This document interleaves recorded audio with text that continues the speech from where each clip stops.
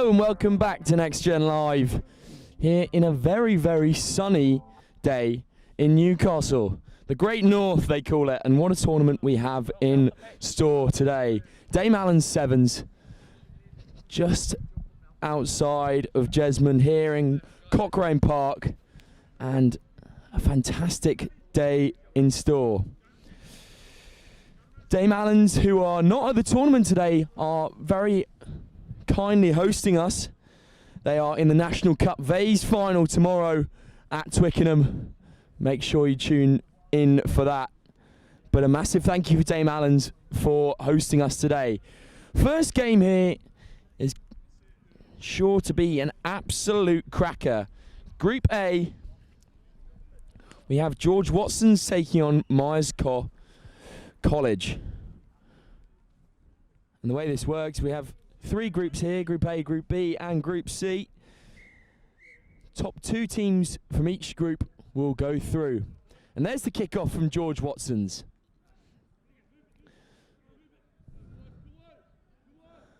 And it's a good start.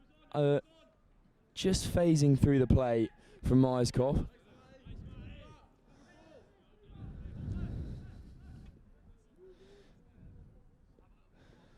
Now, moving the ball out wide, just testing the Scottish Cup winners.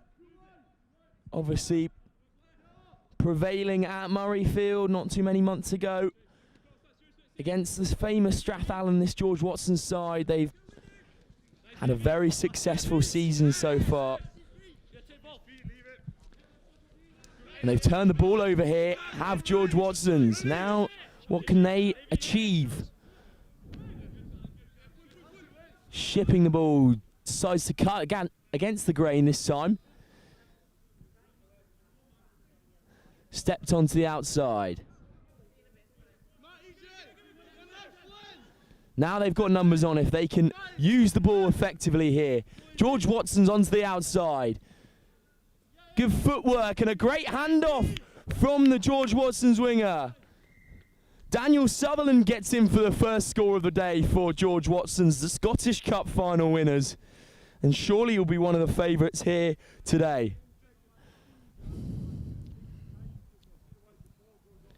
It's a fantastic bit of magic on the outside from Daniel Sutherland. Big number one.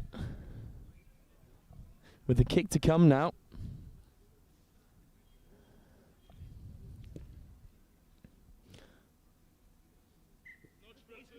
And through the uprights it goes. 7-0 to the good for the Scottish Cup wingers. We come back to it here. Sutherland gets on the outside, and there's only one way he's going there. Cuts back, checks back. And then a really, really strong handoff to bring him in over the whitewash. 7-0 to George Watson's from the start. Yes, they've won it back off kickoff as well. Could they do it in double time here? Searching ball out to Sutherland once more. Does he have the gas? And the handoff comes in once more again. And he will go over for his brace there, Sutherland, who's having a very successful day so far.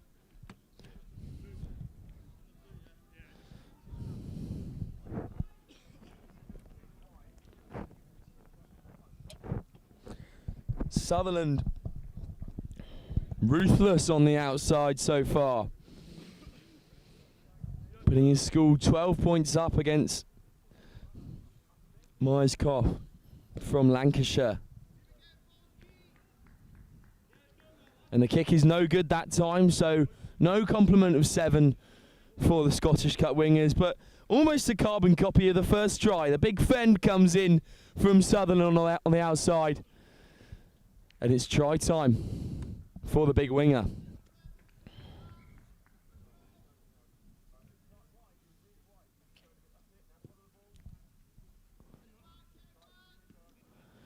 Big shot off kickoff once more, but Myerscough breaking through here.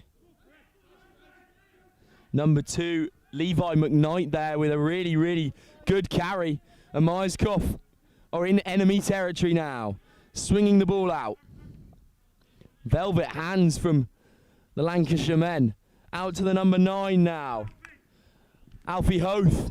There's a huge tackle on Hoth there as we come down into the 22. The ball is out there, stolen by George Watsons. Now the foot race is on.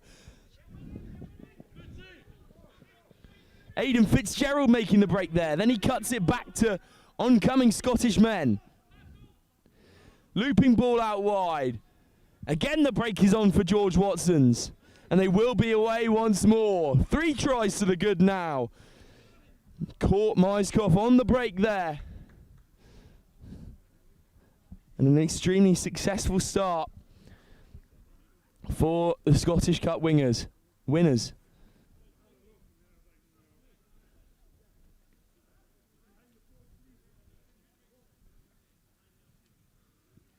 All started with the break from Aidan Fitzgerald down the right-hand side as he saw the ball was available from the ruck. And a full complement of 7 as well for George Watsons. And unfortunately,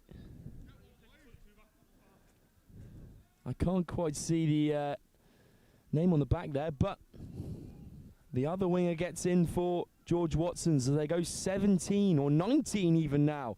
Points to the good. The kickoff is high and wide once more.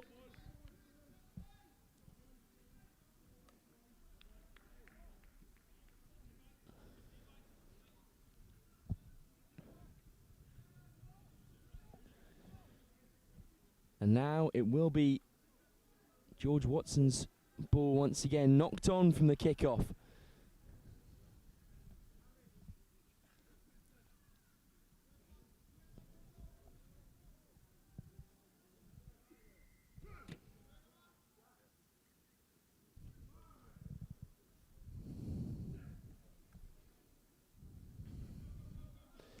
And here go George Watsons. They've won it back once more. Gas on the outside. Will he go all the way here? Great footwork from the number 6. Show and go comes in as well. Now swinging the ball to the other width. Onto the outside once more. Bumping run from the number 5, and he will go over Flynn McComb. Try time once again for the Scottish Cup winners, who are looking ever impressive this morning.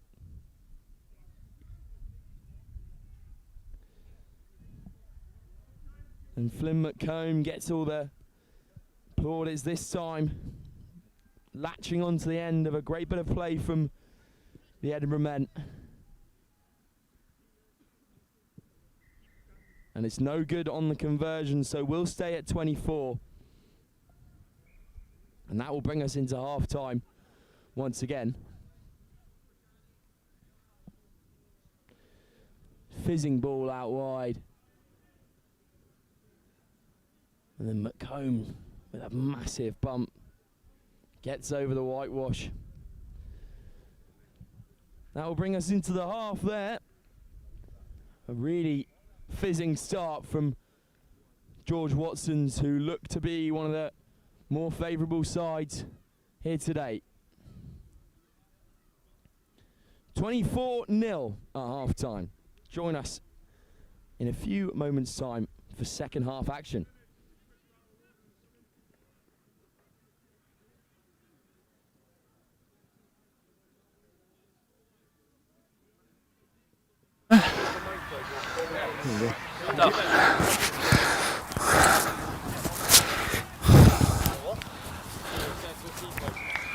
Testing, you around?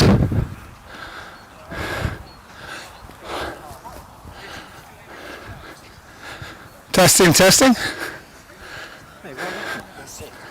You're on cameras. They want to pick it up. There's sound mics on all sides of the pitch. Every game on this one is. First one on the whistle there, 14 please. Ready! Almost getting them out of the blocks a bit slow here, but they look to possibly come back into this game against the Scottish Cup winners. Free kick, guys! Let's go! In the Sale district, they have a few Sale boys here with them today. Fred Manning, Levi McKnight, and Fraser Savage. But George Watson's onto it once more, and a little chip over. Could they get there once more? Recovered well by Myerscough. They choose the boot option, but it somehow ends up back in Myerscough hands. The Lancashire men need to get out of dodge now. Little hitch kick comes in. Now they're on the outside. Off to George Hopley, who shifts back inside. Now Hopley will be on the floor. Good counter ruck from George Watson's, but the ball is live. Harry Stanton will take the contact and will come back for the penalty for Myerscough. Again, the boys from Lancashire just camped in their own 22 at the moment. Good footwork on the left-hand side. They'll carry on down that wing. Thornton just knocks forward there, so testy territory at the moment for Myerscough, as they've given the Scottish Cup winners free ball in their own territory.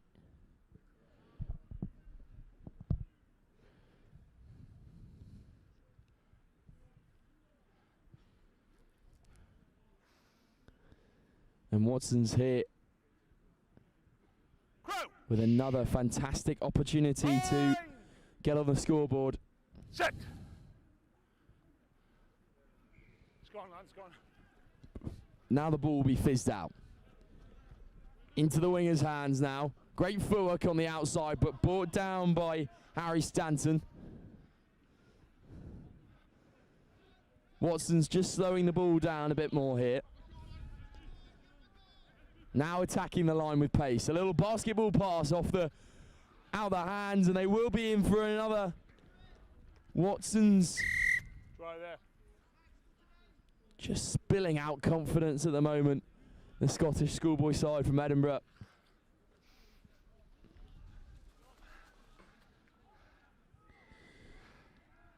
And that was another fantastic example of languid rugby. Nice little offload. Yeah, it should be fine, I think. To let their winger in with a kick to come. And that's an extra 2 as well added on there. Kick. Just come back to the replay here. Number 12, then hands off to the number 11. That's Charlie Brinkworth this time, who gets his name on the score sheet. And Brinkworth gets over the whitewash. Again, the kick is fantastic from the Scottish boys. White, that's fine. Falls into the hands of Hamish Turner. Counter looks good. Watson still with the ball, frustrating Myerscough here, whose only opportunity has been in their own half to really play some rugby. Watsons have held onto it fantastically well, but Myerscough now with the ball back after a spill. Sorry. Advantage over. Noah Thornton giving out to the men out wide. No hands now. Here's Thornton again. Looking for the kick option, doesn't need it. Now cuts back to Reggie Worthington. Worthington will choose contact this time. Still in. Great counter ruck once again from George Watson's, but they will give a penalty for playing the 9. Thornton. That's a good switch of play there. Thornton's ended up back with it, but snapped up by the Watson's defender. Again, a good counter ruck comes in, slowing the ball down this time. Fraser Savage, the Sale Shark, will choose contact this time. Again, the counter ruck comes in from George Watson. Spinning ball, here's Thornton. Little chip over the top. Thornton will chase. Doesn't quite fall for him there. Watson's will recover. Come back for the advantage here. Penalty here, guys. No advantage, really. Here's Savage, the Sale Shark. Good gas here. If he can get the offload off, he was away. Ball secure. They need a 9 to come in. Savage will play 9. Guys, that's collapsing. Careful.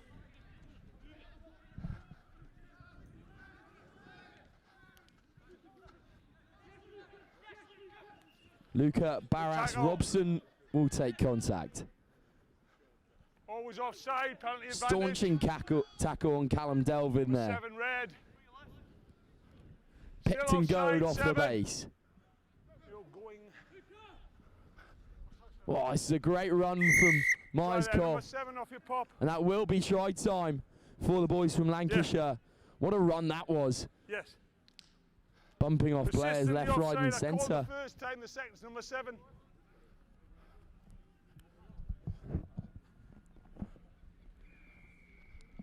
Can you go behind? And Myerscough finally gets some points on the board. Amazing minute and a bit. It was just the problem through their big sail shot. Never onside, 2 consecutive Luca Barras Robson. He had a material impact both. He's a big boy. Yeah, it's a 2 minute, but it's only it takes a lot to stop him. As you see here, his eyes light up as the ball spills out. Not listening, guys. Rides 2 tackles, then rides a 3rd and a 4th to get the ball over the whitewash. Great run from the big Lancashire man. So 31-7 the score at the moment in this first game here on pitch 1. Obviously do tune in to pitch 1 and pitch 2 as well on Next Gen Live. Here go Watsons once again. They put boot to ball and it's a great chase from the Watsons winger. Will it spill up nicely for him? It's now over the try line and it will get put down. Try there, that's game, guys. Kick to come. That's a fantastic individual solo try from the winger. All right, go take the kick that side. That's in your way, so either go left or right of it, whichever you prefer.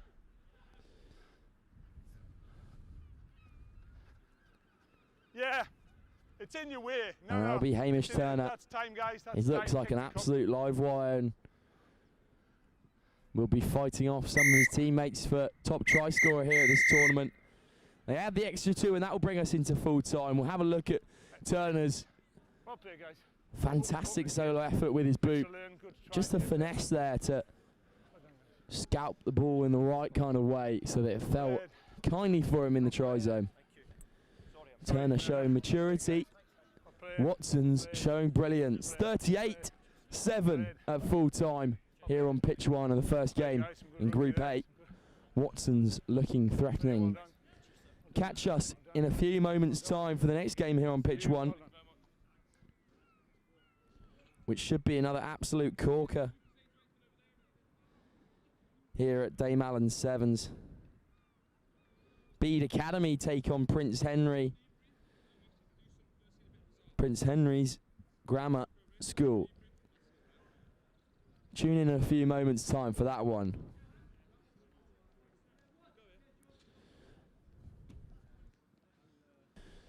38-7 at full time.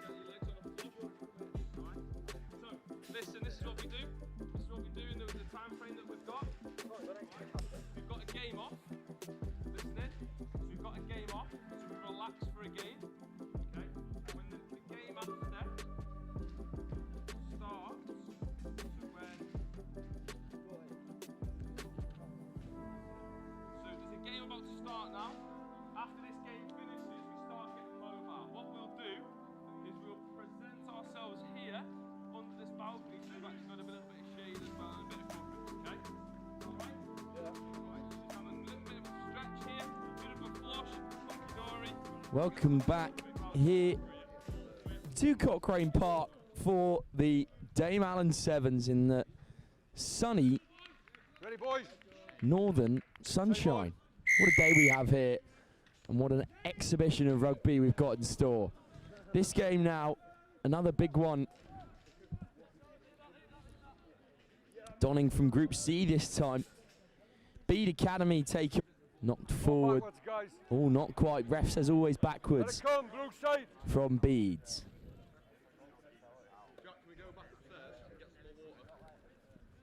Oh, massive tackle. Unfortunately, Prince Henry's have had to change their strip around, so I don't have any names on them at the moment, but that was a huge hit in the middle of the park, and another one comes in on Bede. Bede Academy from Blythe in Northumbria. Prince Henry's Grammar School, obviously donning from Otley in West Yorkshire. And Beads will slow the ball down once again. In the hands of the number 12, Harry Sygrove.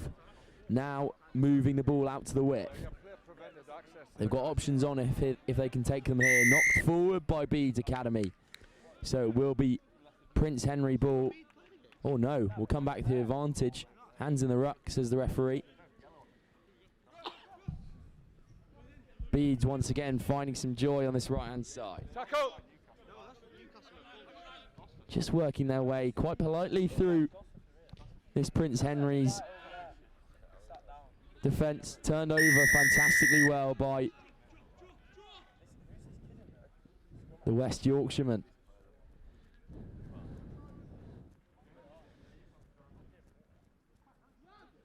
Prince Henry Grammar School, just recent winners of the Yorkshire County Cup not too long ago. And I've got a special shout out also for one of the team managers, Elaine Stott.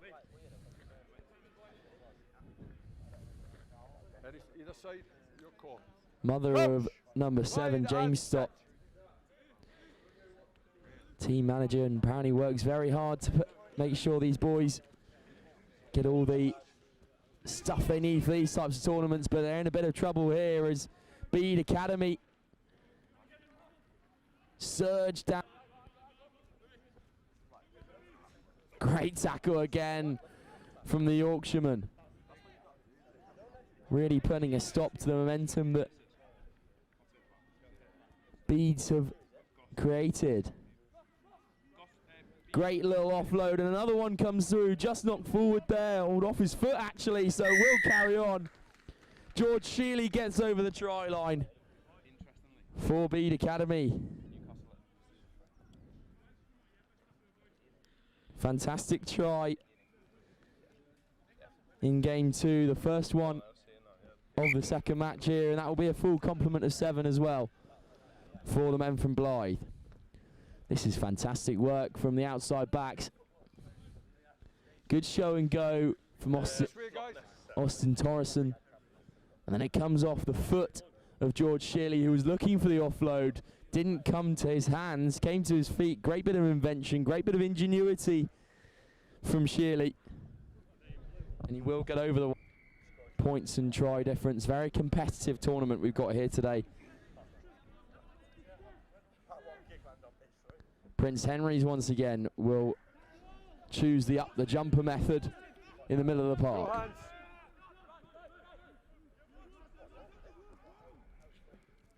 Prince Henry's Grammar School working the ball out to the right hand side. Cuts back now, looking for men inside. Nice pop off there. And Prince Henry's are away if they can use some velvet hands on the outside. Another pop into the centre again, and that will be try number 2 for Prince Henry's Grammar School, the recent Yorkshire County Cup winners. I think it's 2 tries to the good. Go Prince Henry's. And straight through the uprights as well. So a full complement of 14 so far for the West Yorkshireman. This is a great try once again. The offloading shows such maturity for these boys.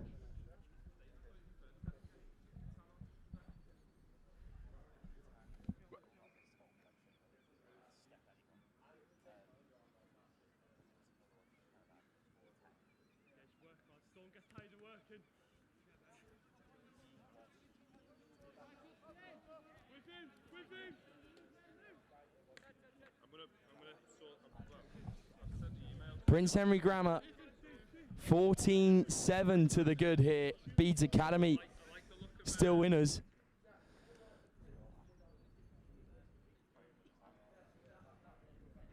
Go in at half time, 14-7 against Bede's Academy.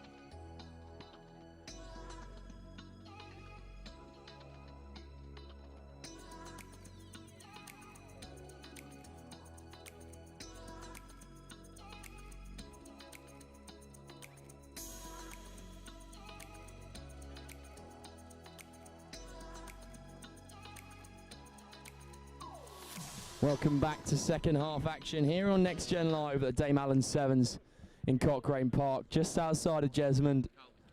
Beautiful day for some rugby sevens here on this 4G pitches. Again, we have to thank Dame Allen's for hosting here today. They are not here. They have a Vase final at Twickenham tomorrow. So good luck to Dame Allen's in that. But for now, we will focus on what is yet to come. Bede Academy 7-14 down to Prince Henry's Grammar here at half time in the second game here on pitch 1. Prince Henry's Grammar having swapped their shirts round.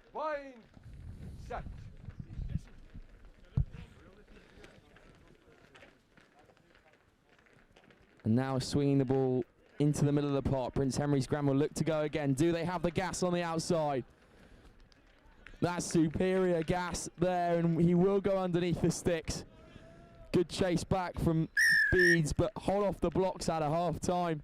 Prince Henry's Grammar, as I mentioned before, recent Yorkshire under-18 County Cup winners. Prince Henry's Grammar, they're showing it today. Somebody get the ball. The men from West Yorkshire coming out in top fashion in their first game on pitch 1, and a full complement of 7 as well. 3 tries, 21 points for the Yorkshireman, as your man there steams down the right hand side for their 3rd try.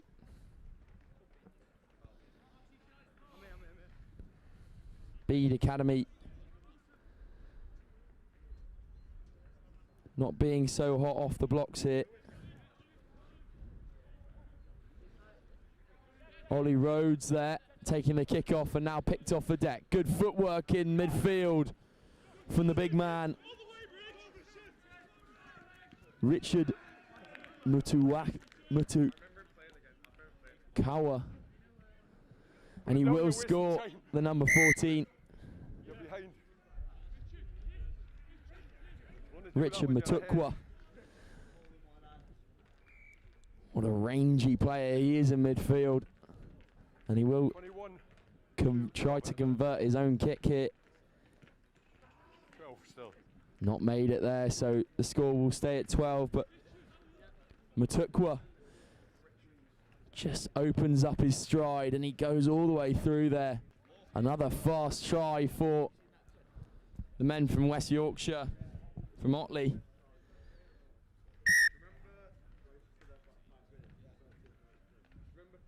And there's another one for, and a full converted 7 as well. Great handoff and then shows the gas on the outside. Had men with him, didn't need him. The handoff comes in flying from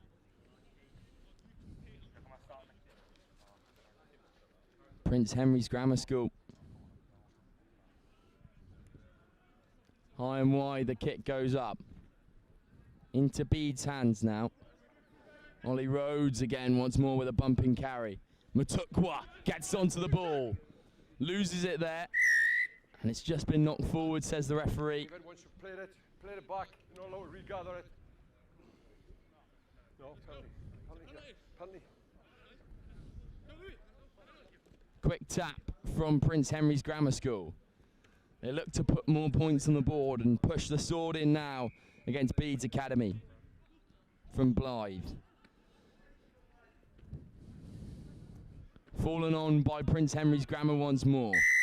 Turned over from Bede's Academy. That's fantastic body position over the ruck.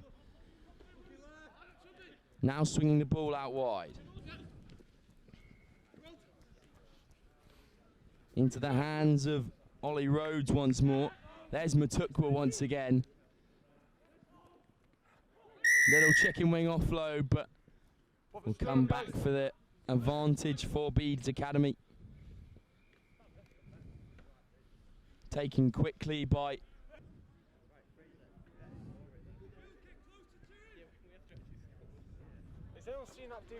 Bede's kick high into the sky.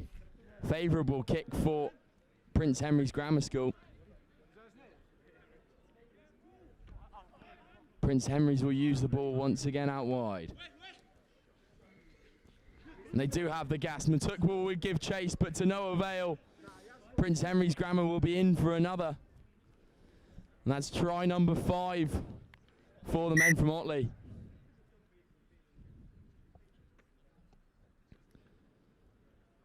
Just being able to slice through this Bede's defence. And again, a full complement of 7, so 5 tries, all perfectly converted here. A great outing, a great first outing for Bede's Academy. But also Prince Henry's Grammar making things look easy so far. Myerscough will go over the ball. Then Myerscough will fire one over to his outside backs. The kick comes through from Max Piercy. Odd bounce on the kick, so causing Prince Henry's Grammar to scramble, but this is fantastic play and what an offload that is. Picked up by Shirley for Bede's Academy. Stolen again by Prince Henry's Grammar. The Grammar School will go once more. Offloaded. If one more offload can come through, it's just a bit wayward. Does he have the mustard on the outside? Chooses to cut back against the grain. That's a really nice dummy, and they will go in for a 6th, Prince Henry's Grammar. Absolute excellence. That's time anyway, just kick it, it's time anyway. Didn't stop them here. What a performance on pitch 1. And looking like the team to beat at the moment, Prince Henry's Grammar School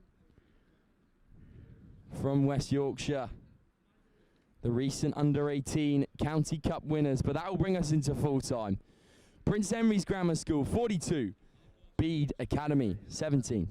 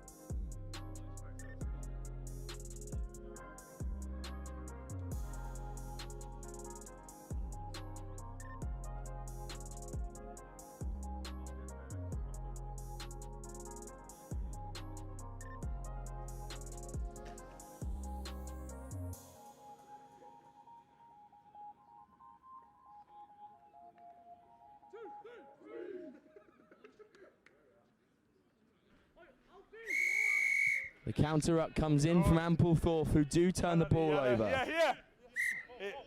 Not 5 metres in front, mate. I don't mind a metre or so. But Ampleforth Sevens was last weekend, and the home side lost in the turnover's good. semi-finals of their own tournament against a very, very strong Durham Cathedral side, but they'll be looking to show their worth today. Woodhouse Grove, though, now on the ball.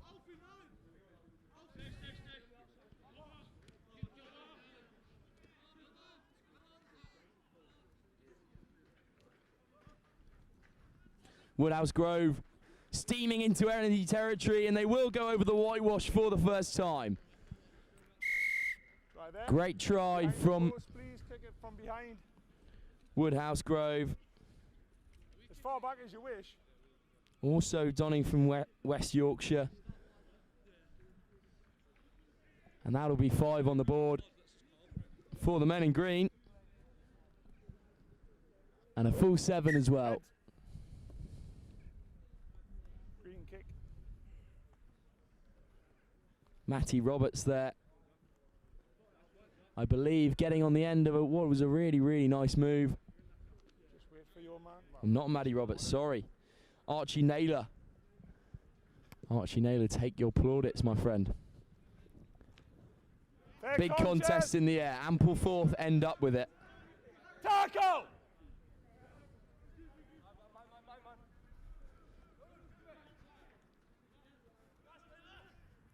Nolan.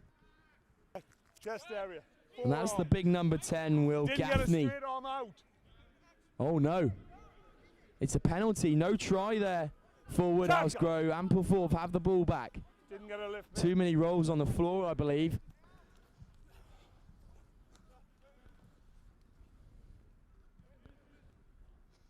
Ayade with another good carry in midfield, then ships off to his men outside. The ball just spilling out now. This is suffocating defence from Woodhouse Grove, and they've held their man up as well. This could be a penalty. Taken in.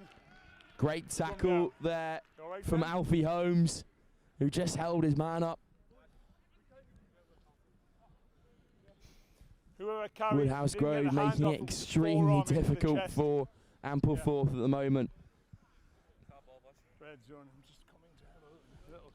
Great year for Woodhouse Grove, having a 1-10 of their 14 games in the regular 15 season. Unfortunate loss to Queggs Wakefield in round 3 of the National Cup.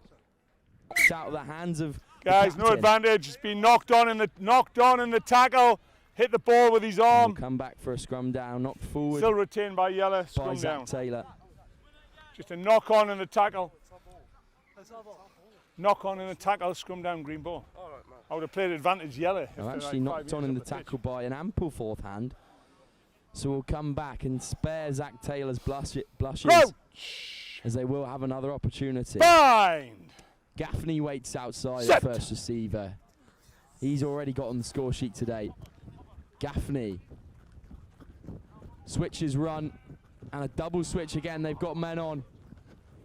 Here goes Gaffney once again. Gaffney with a bit of white line fever there. He couldn't get over the white one. No hands now, don't come round. Spinning ball from the captain, Zach Taylor.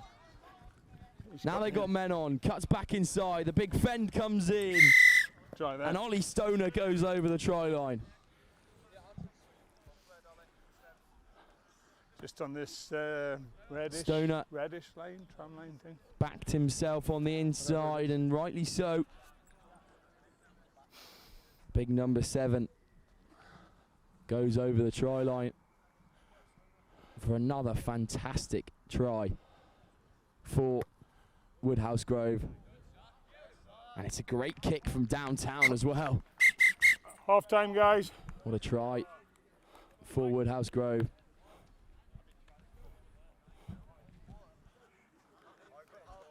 Just 1 minute or so, guys, on the half. Hi, Dave. Warm. Beautiful in the shade. That'll lead us into half time. Yeah, I know. Woodhouse Grove with suffocating defence at the moment. And not allowing Ampleforth to achieve anything except for just have a little bit of ball in their own half. That'll be half time. Catch us in a few moments for more second half action. Woodhouse Grove 19, Ampleforth College 0.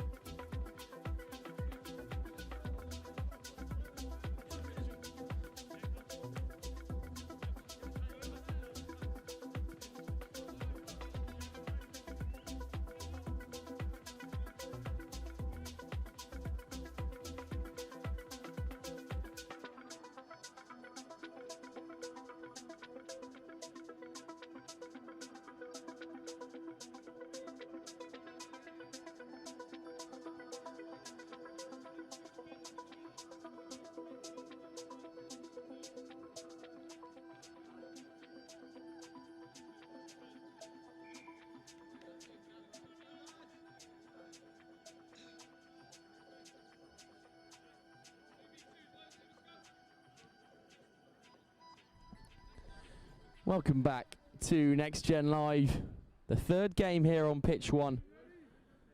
And what a day it's been so far. Currently we sit at game 3. Woodhouse Grove holding all the cards at the moment against Ampleforth College, and a good bit of footwork inside from Archie Scarborough, but one back by Ampleforth. Can they get some points on the board here? Good drive in the middle from Archie Tate, but gets turned over. But we'll come back for the advantage. It will be scrummed down. Ampleforth College ball. This side from Ampleforth, all lower sick. So testing their worth against Congo pass some of the boys. Crouch! Congo round there. Cassius Ip will play 9. You can go back 5 and go where you want. Set! Bind! Sorry. Set! Ip with the feed. Swinging ball. Ip on the loop around, but doesn't choose to use him. Turnover from Woodhouse Grove, who show fantastic body position. Fine now, 10! And they're off. And away.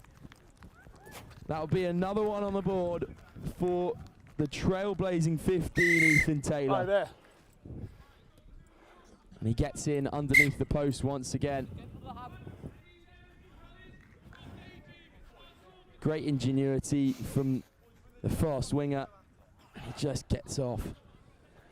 That ability to shift from gear 1 to gear 5 in such quick time. So difficult to defend against. And Ethan Taylor gets another one on the board. I'm sure his brother will be giving him words of encouragement. Zach Taylor, the captain of Woodhouse Grove, as they go 4 tries to the good hit. Ampleforth still yet to show us what they're made of. Here's Ip.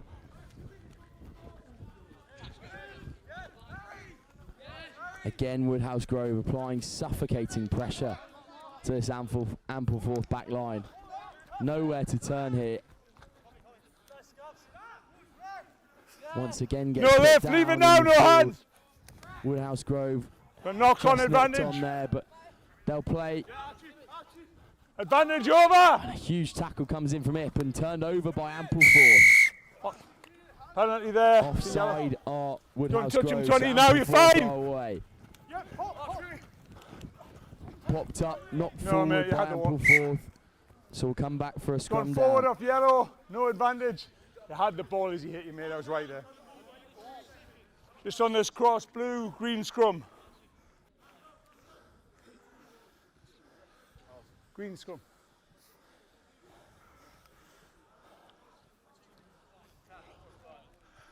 If you want to watch it, you can go back 5 and go where you wish, yes? You can't go across until it's out, yeah? Cool. Obviously, But you this can if you're 5. Crouch! park will host another game on Wednesday night. Bind! That's the big one here in Set. Newcastle. Newcastle Uni playing Brunel for the qualification into Super Bucks. And that will be a big one down here. But that doesn't matter for now. Woodhouse Grove in for another. Try that. They've been hot off the mark this morning. Chase down.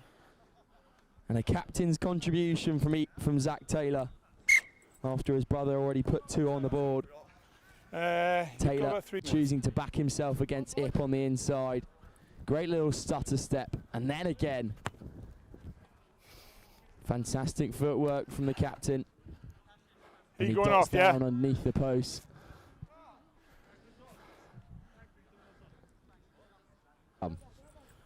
Just on the cross of the Gaffney 22. to play 9. Not that it matters, but inside. And he's got Alfie Holmes standing at first receiver. Minute and a Can half, guys, minute and a Woodhouse half. Grove Just on the cross. escape and get in for another here? Bind! Set!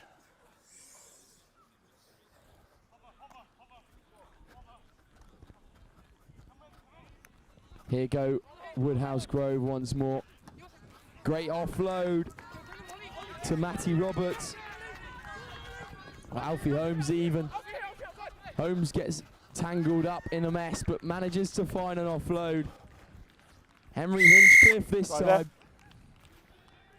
And Woodhouse Grove Just behind me. are absolutely on top so far here at Cochrane Park.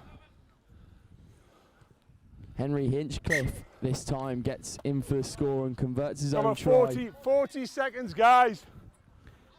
Holmes doesn't make it all the way thanks to the fantastic chase back from Ampleforth, but manages to find a friend in green. Henry Hinchcliffe goes over.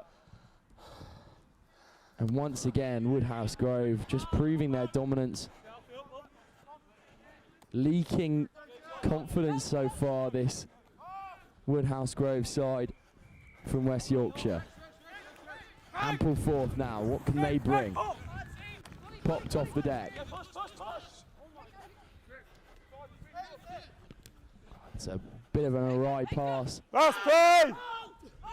High tackle there. Last play! Here go Ampleforth, swinging ball. Woodhouse Grove with the umbrella defence system, just cutting those options off. Cut back inside by Ampleforth.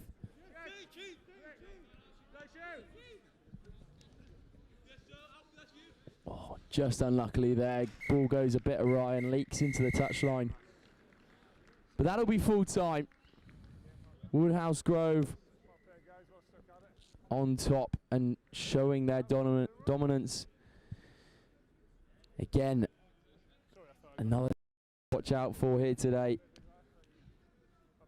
A very, very good season, winning 10 out of 14 available games on the 15s field. With a loss to Queggs Wakefield in round 3 of the National Cup and beating St Peter's York, a tough opposition, in round 2. Semi-final of the North of England Sevens, beaten by Durham Cathedral. And then the winners of Ampleforth Sevens, Woodhouse Grove. So coming off the back of a fantastic victory at Ampleforth. But that'll be full time here. Another fantastic game showing some real quality. Both Taylors and both Gaffneys for Woodhouse Grove, showing why they were there here. Full time on pitch 1. Woodhouse Grove School 38, Ampleforth 0.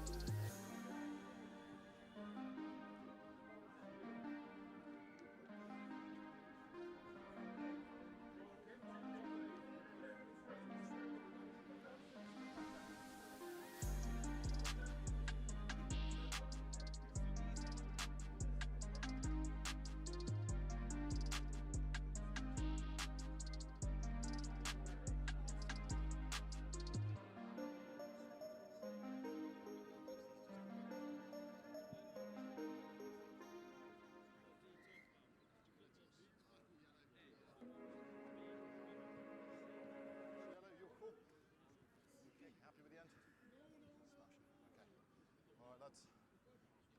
20 seconds, we'll get going.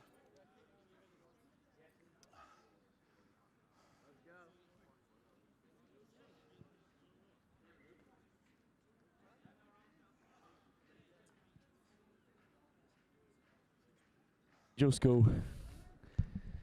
Sorry for the brief delay on comms there. I just had to run over and get a team sheet from Durham Cathedral. It's just writing it down now, but I know who this man is, Lewis Myers-Lewis, as he runs into contact.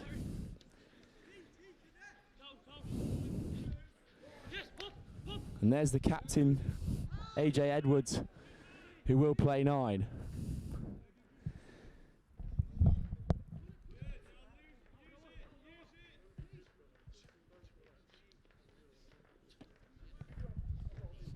Here's Edwards once again, slowing the ball down.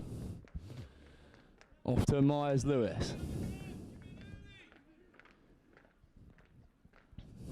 If you remember a few months back, both Edwards and Myers-Lewis were in contention for the next gen team of the season. Unfortunately, neither of them made it. But they take on a Sale Sharks filled Myerscough college side, and they will go over early. Myerscough. What a try for the Lancashire men.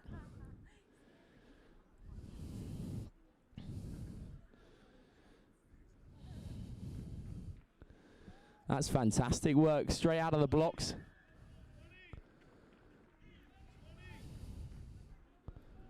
From them. And Myerscough will go under the sticks early. That'll be the number 9, Alfie Hoth. Great play on the width. And here goes Hoth with the gas. A massive pump as well. God, that is huge. Hoth away. Here's Lewis Myers-Lewis. And off to the races goes Lewis Myers-Lewis. Hands off to a fellow in green and white. Shifted out wide now. Now into the hands of AJ Edwards. Great offload from Edwards. Putting his man in, but a fantastic, huge shot comes in for Myerscough.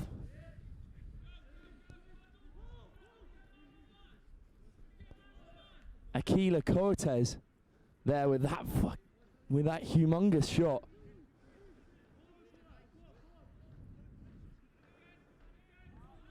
Another big shot comes in from Cortez. Sorry. Again, the ball just not sitting well for Durham Cathedral at the moment, but now they're on the break on the outside. Durham Cathedral go in for their first score.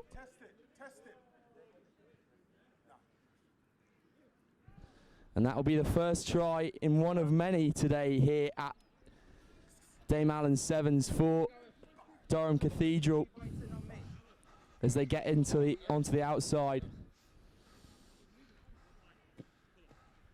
Gareth Bolam there, showing his wheels, showing what he can do on the width. And that is an absolutely superb kick from AJ Edwards as well. That was one of the reasons why he was going to be included in our team of the season. And got a boot like that. Everyone wants to have you in their team. But a great finish from Bolam on the outside. And Durham goes 7-5 to the good after Myerscough didn't convert their kick, unfortunately. That's a better idea. High into the sky from Edwards. Received really well from Myerscough.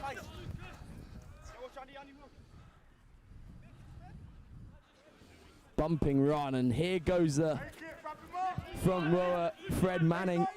The other Sale Shark included in this side. Fizzing hands from Myerscough once again as it looked to be an upset here for Durham Cathedral.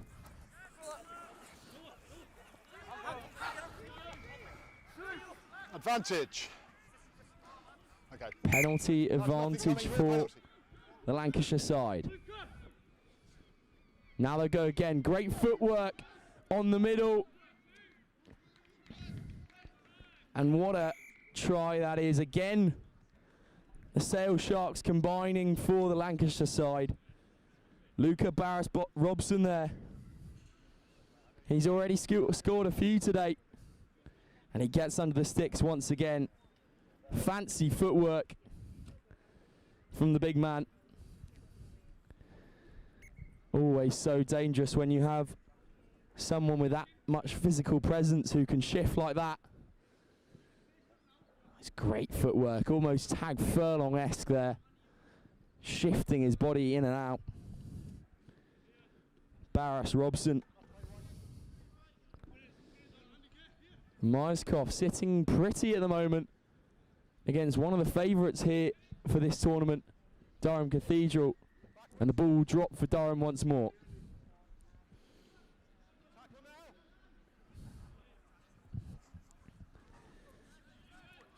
Titus Oshinwo, who goes down the length, and he will go all the way.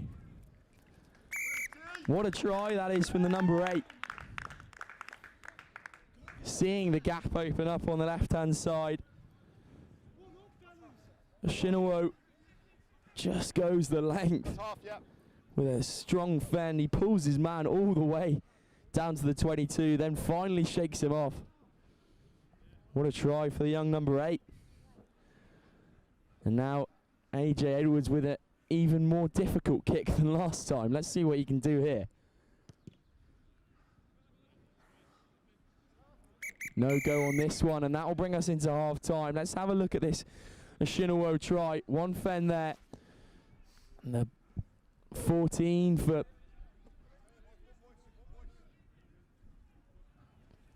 Myerscough is always chasing George Hopley, but Oshinwo gets his job done and gets down in the corner.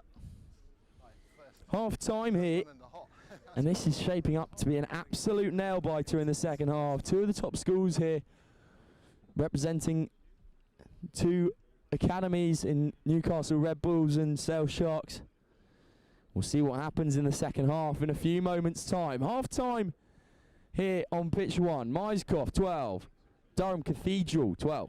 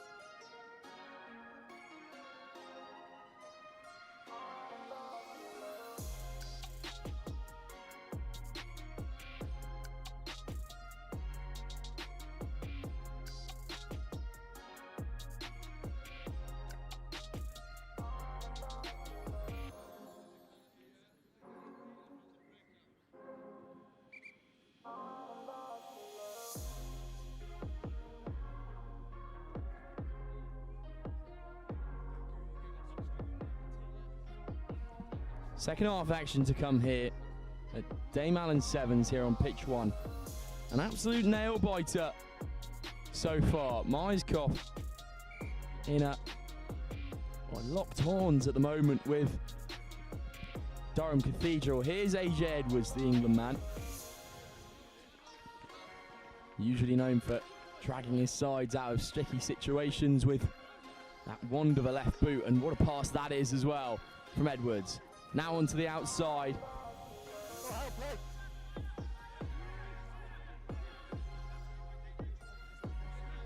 Fizzing ball out from Durham. Here goes Oshinwo, the try scorer from the first half. Manages to keep the ball in somehow there for Durham Cathedral, but not forward. Great defence from Myerscough.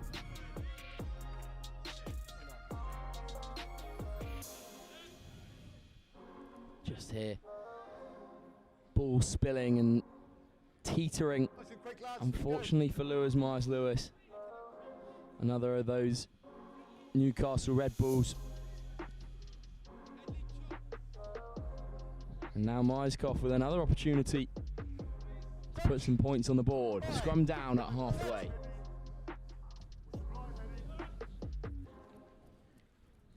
Into the hands of Levi McKnight. McKnight with another bumping run. Hands off to Fraser Savage, but intercepted here by Durham Cathedral. Will they go all the way? There's a chase back from Harry Stanton, but to no avail. Myers-Lewis is too speedy. Gets over the whitewash once again. And you cannot go giving out opportunities like that to the Newcastle Red Bull, because he will punish you.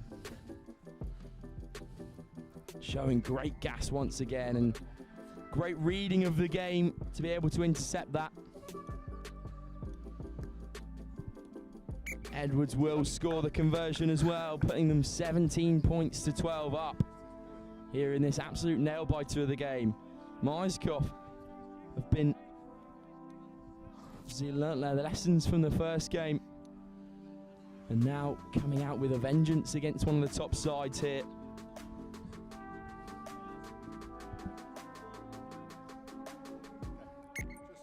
Edwards once again scores the conversion.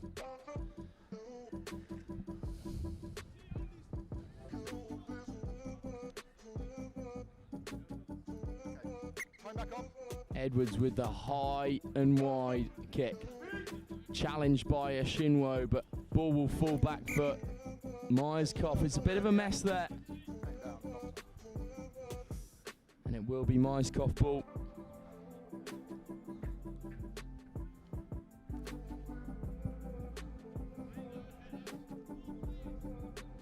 McKnight stands directly 90 degrees behind the scrum.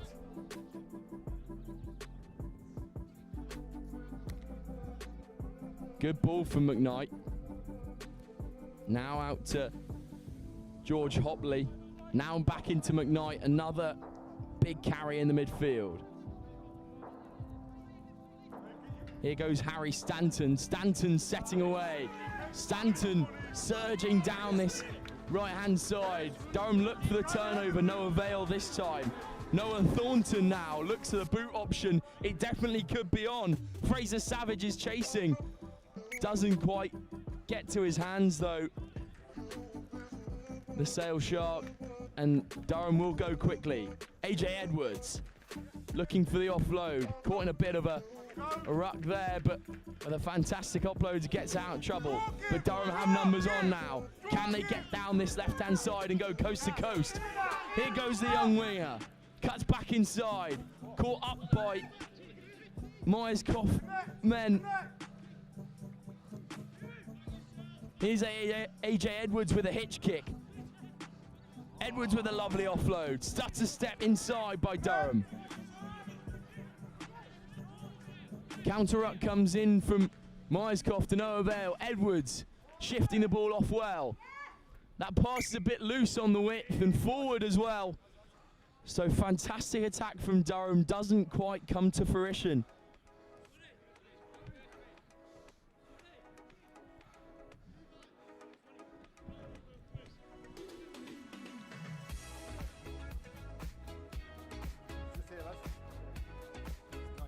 Durham holding the cards at this current point, but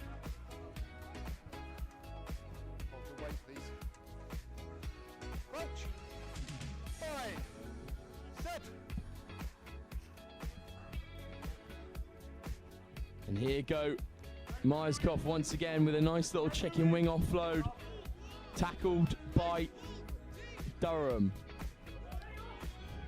Here's McKnight again. Is he going to go by himself? McKnight is so quick to go from gear 1 to gear 5, but turned over. Not quite there. Referee comes back for the penalty, hands in the ruck. Here goes Alfie Hoth. Hoth, who scored that fantastic try in the first half, bumping off several men. Here's McKnight once again. McKnight goes by himself and he will get in for a score. And crucially, that is underneath the post as well. So if they can score this conversion, they will go on top. With a minute left to play. Not promising signs there as McKnight goes down with what looks to be a hamstring injury.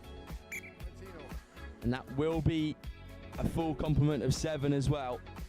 McKnight, such a shame as he's having an absolute day so far. But just pulling up with a hammy, unfortunately for the big man, after scoring a great try. Boot high from Myerscough. Here's AJ Edwards, slowing the ball down once again. Searching ball out wide, and they do have men on. Oh, that's a great bump off, and another tries to replicate his actions. Doesn't work. Edwards once again. Switches on. Little chip and chase from Edwards. Edwards chasing his own kick now. Will it fall kindly for him? Grabs it in the air. Good bit of yardage from Durham once again.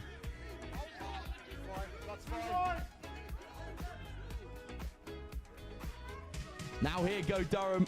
Can the offload come? It's a bit messy here. Sinclair will shift off. Always you find AJ Edwards in the middle of the park. Great offload.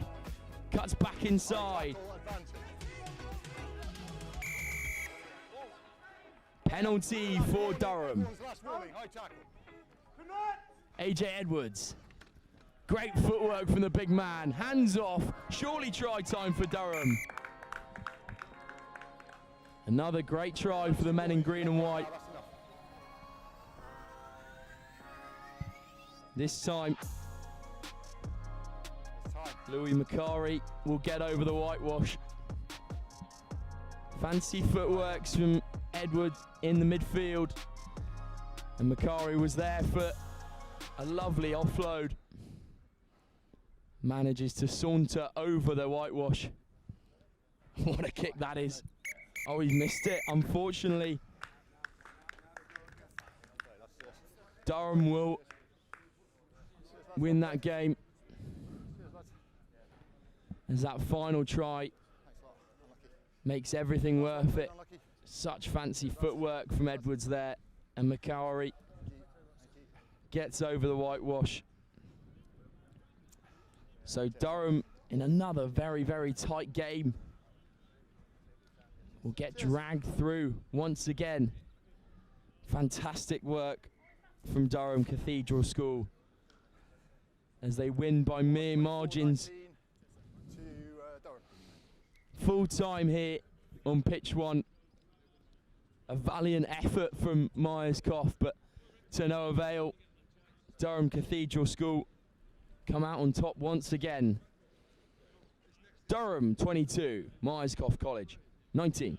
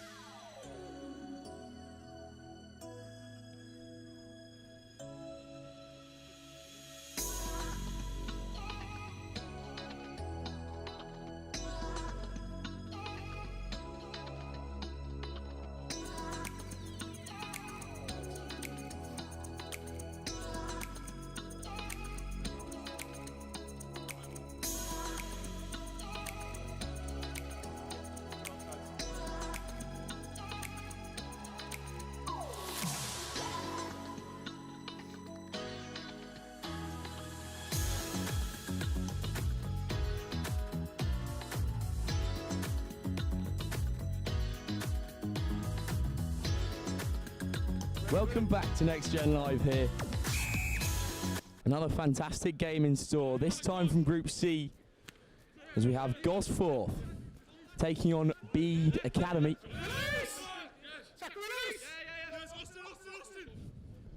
Gosforth having to flip their shirt around once again due to the colour clash. Bede staying in their royal blue, but it will be an early score for Gosforth. Local team here to Dame Allen's. Big rivalry, I'm told, between the two schools. But their local rivals are not here today. Gosforth, from just outside of Jesmond, will go over early with a 5 on the board.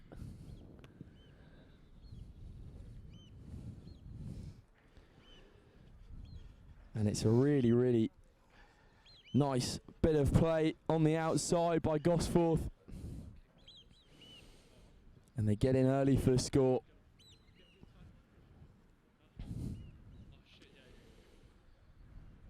When you're ready. 5 points to the good now for Gosforth.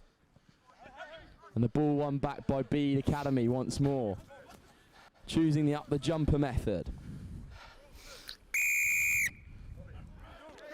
Too many rolls on the floor from Bede, so Gosforth will play and play quickly at that.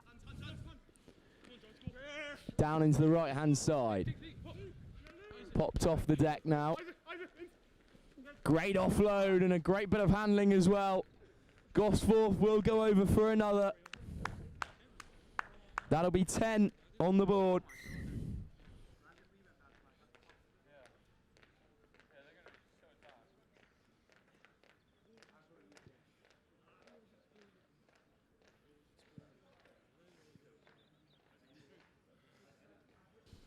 Gosforth once more making a claim of being one of the top sides here at Dame Allen's School Sevens.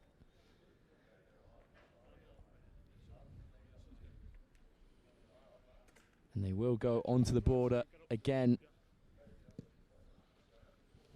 Gosforth high into the sky, well challenged by Bede, but will be a Gosforth ball once again. Bede Academy haven't had much opportunity here to really get on the board.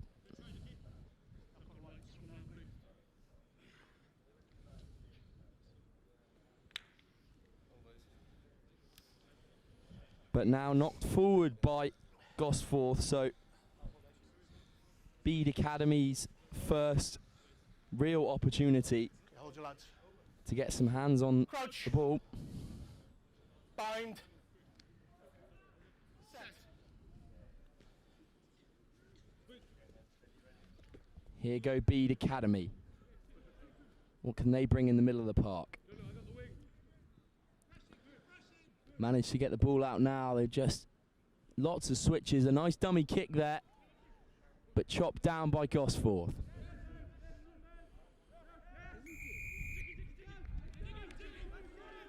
Turned over. Great body position in the ruck by Gosforth. Great footwork as well. Popped off the deck, and that will be another fantastic try for Gosforth. Local side, not far to travel here today. I doubt the travel would have affected them anyway, but this is a really, really excellent bit of footwork in the middle of the park. And then popped off the deck, straight into the bread basket. And that will be number 3 for Gosforth.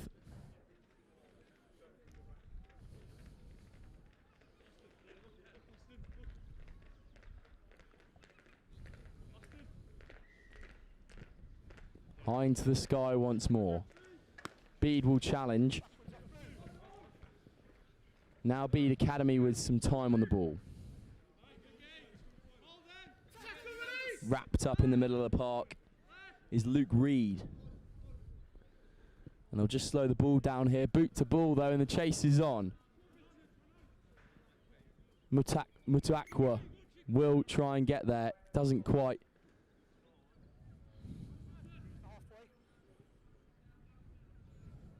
We took what?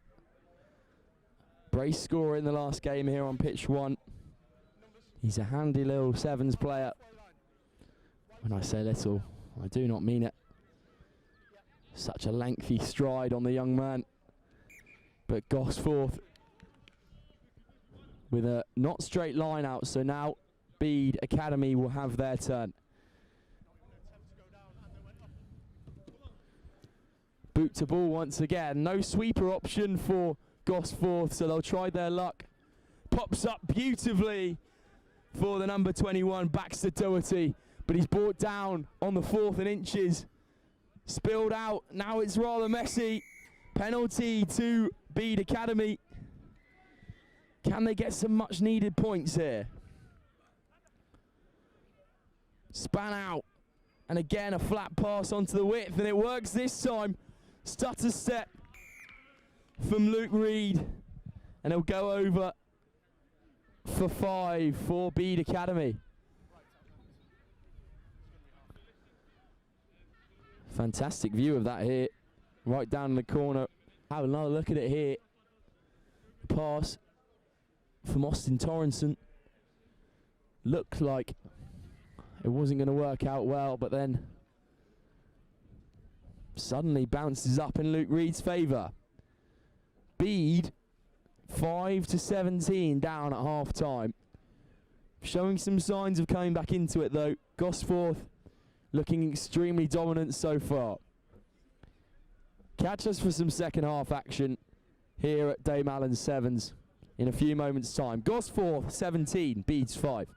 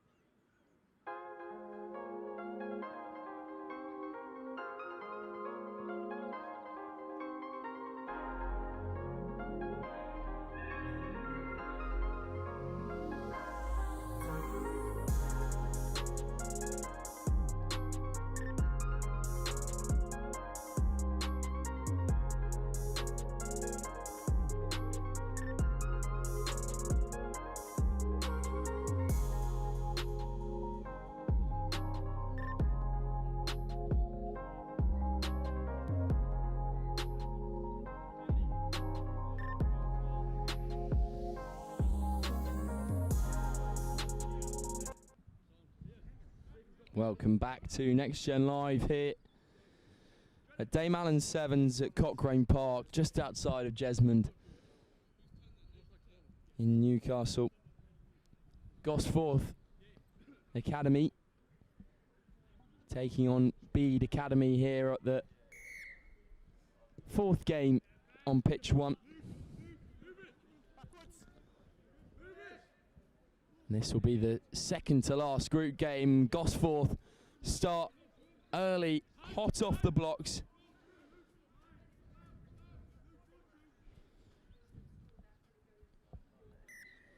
And another fast start, another fast try for Gosforth. Breaking through the middle of the pitch. And Gosforth once again putting points on the board.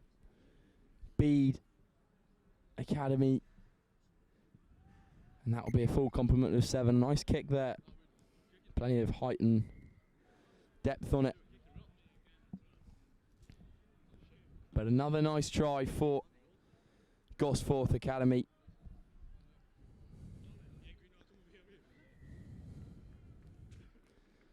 And they will kick off high into the sky here.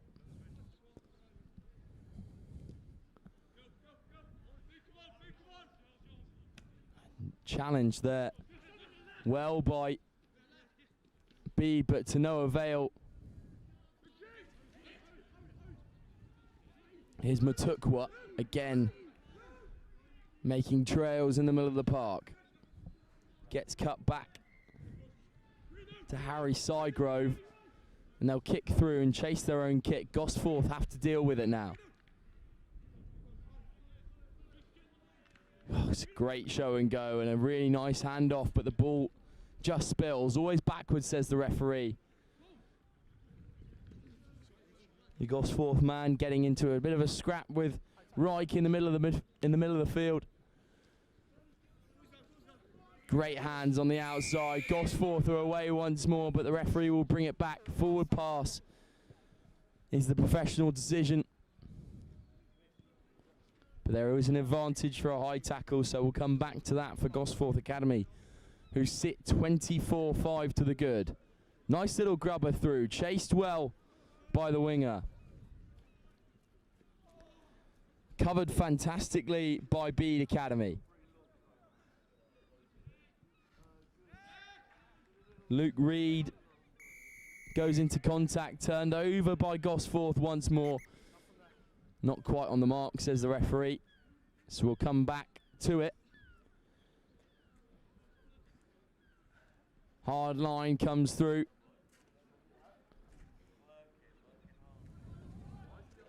Gosforth still in dangerous territory, and they will score once more. 5 tries on the board here on pitch 1.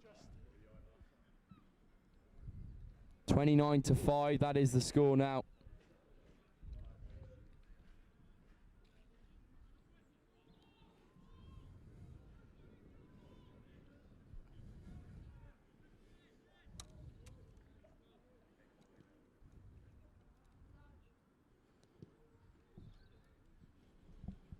And not quite on the kick there.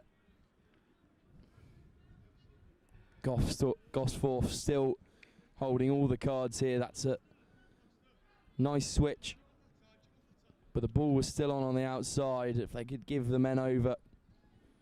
Another try for the winger who scored at the beginning of the second half. Gosforth again making inroads.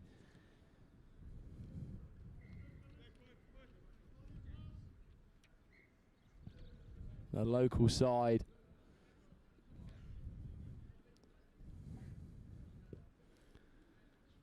High into the sky. There's no name on it this time. So it will come to Reich. Here's Reich. Boot to ball now.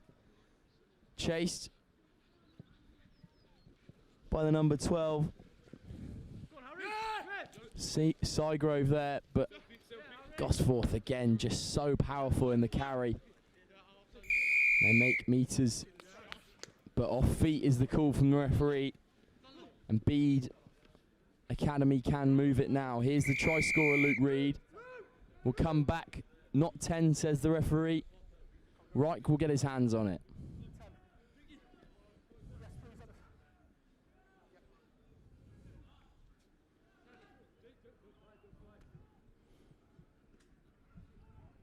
Furness will shift the ball on, wrapped up on the width. Myerscough on the outside, and he does get his stride going. Fantastic try, and another one in the locker for Myerscough. And this time he will give off to Reich after his 2 tries were unsuccessfully converted in the first game. But again, another really good show of pace from the young winger on the outside. Good ball to him by Furness, and then Myerscough just takes it around the outside, opens up that stride that we all know. And the big winger gets another one on the board. That's 3 for the day on pitch 1. Reich will put the ball up. Gosforth look to counter once again.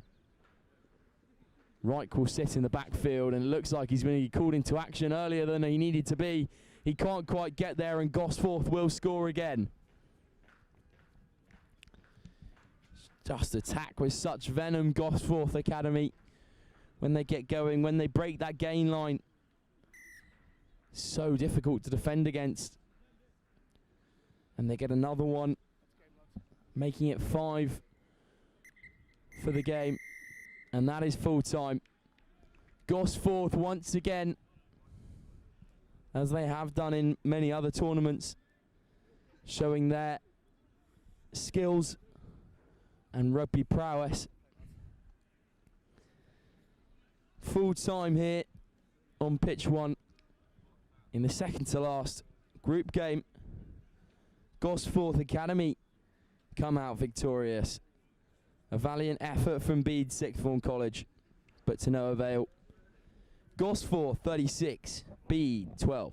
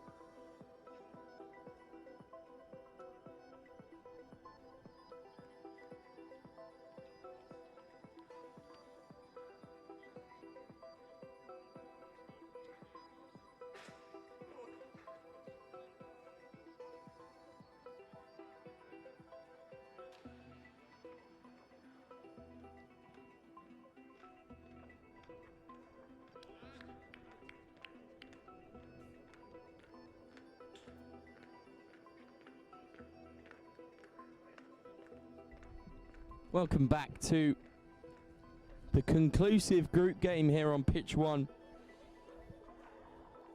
This time it comes from Group B. Barney Castle taking on Ampleforth College. Another of what is going to be a cracking game. Barney Castle are undefeated so far in their 7th season. Winners of the North of England Sevens. Obviously getting to the final at Myerscough School Rugby Festival as well, being beaten by Finborough there. But boasting a fantastic record this season in the 15s field. Winning 14 out of their 16 games. Here go Barney, straight off the bat. Tyler Cronin played 9. Now shifted across. Little nudge through from Ben Clutter.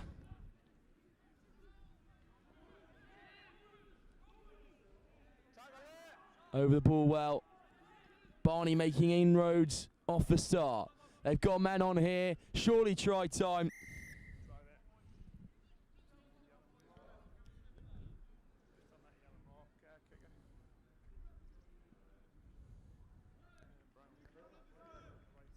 And I believe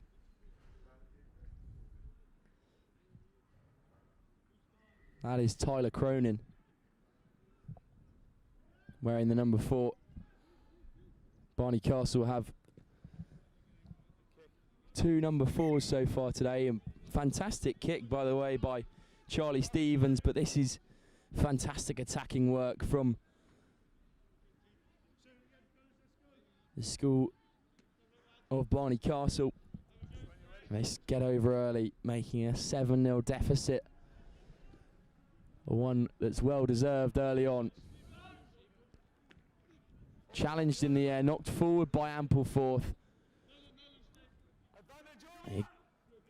And just knocked forward by Barney Castle. So now an opportunity for Ampleforth.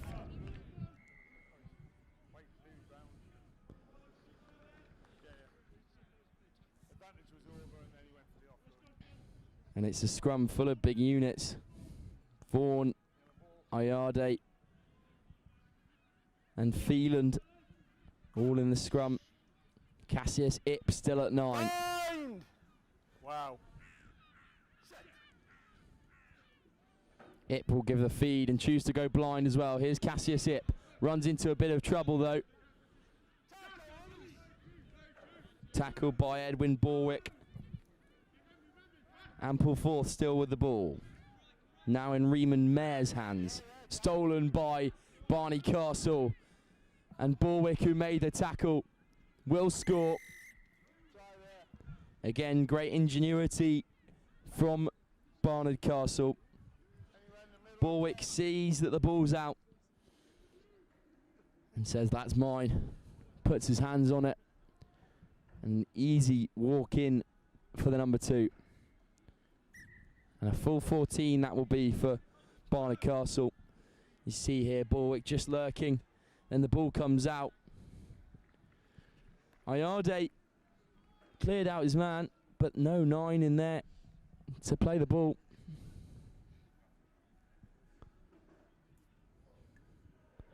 So Barney Castle once again get another 7 on the board. Suffocating pressure from Barnard Castle once again, the North of England winners.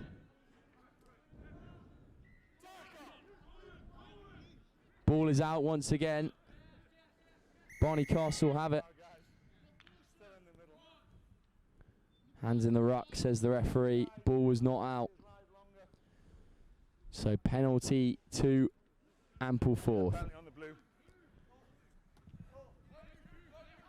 Ayade. Ooh, that's a risky pass and knocked forward. So now another opportunity for James Dolan. Dolan on the outside, brought down. Barnard Castle still in opposition territory. Come in. Brown ball, brown penalty. Just where you are, mate. Yeah, it's fine there. Now it's on out wide. Cronen's here. Ball a bit behind him. Cronin will fix it. No. And Cronin goes over for his second score, a brace in this game. Now try this one. Tyler Cronin really showing what he's worth today.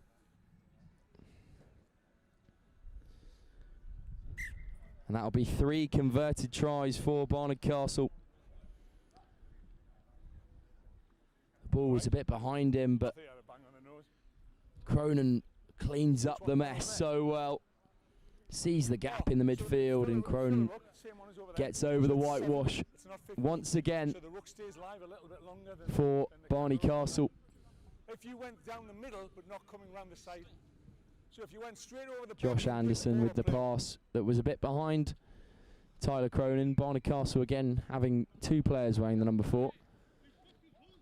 And that is taken fantastically in the air by James Dolan. Barnard Castle continuing their unbeaten streak so far.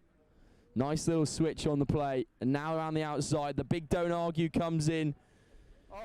Good chase back from Ampleforth and Ip, but to no avail. Barnard Castle get over once again. And it's Josh Anderson this time wearing the number 4. Another try on the board for Barnard Castle.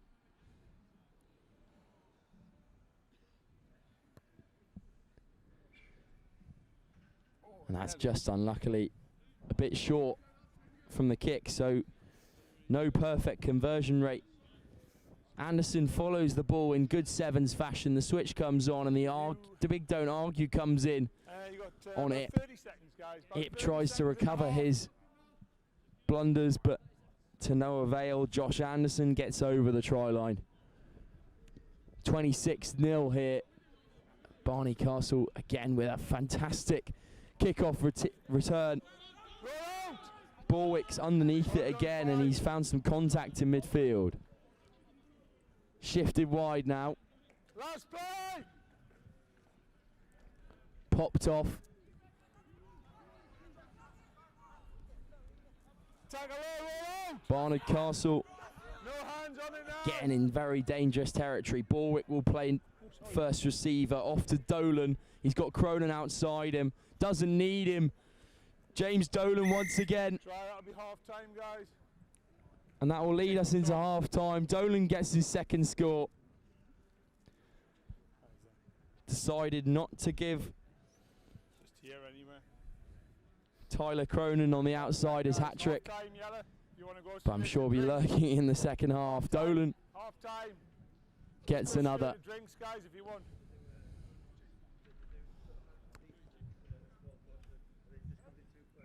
And a bit of a skewed kick there from Charlie Stevens, but this is fantastic play once again. Dolan gets the ball. Stutter step on the inside. Just makes the defender miss so well, does James Dolan. And that will lead us into half time here. Barnard Castle, again, extremely dominant at another Sevens Festival. They lead Ampleforth College 31-0 here at half time. Second half action to come in a few moments' time here on Next Gen Live.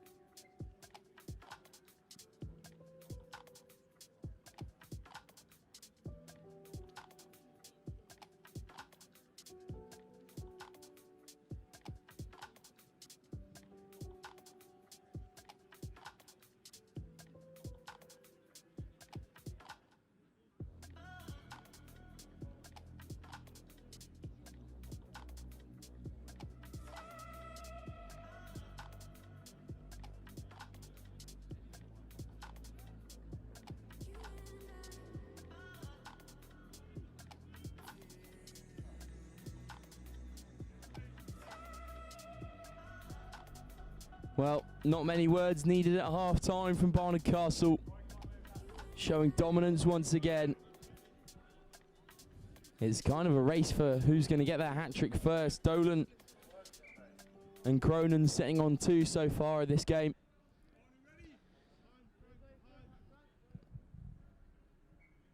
Barnard Castle just leaking out confidence at the moment. And Stevens is underneath it. Now handed off to the number 12, Ollie Cass. Boot to ball, but works out well. Not really for Barnard Castle as the ball goes forward.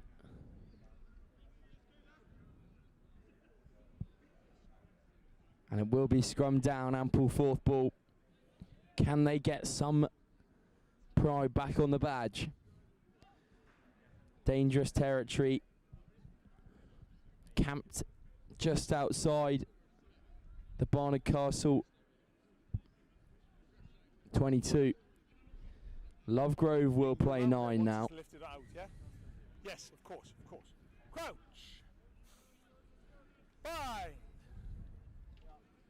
Set. Lovegrove with the feed. Play.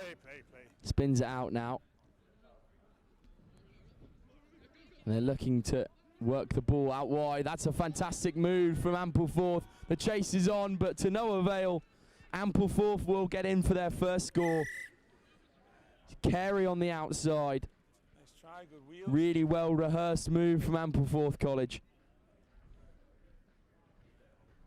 Remember when you're walking back, cameras are on. And that will be the first try Back. Don't look out of breath when you walk on pitch 1 for Ampleforth.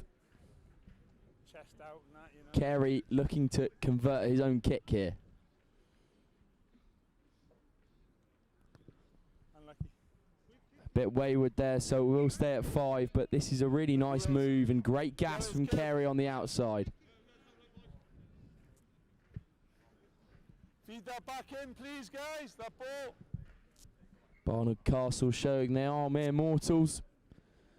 They can't defend everything, Thank you. but still with a commanding lead here over Ampleforth College.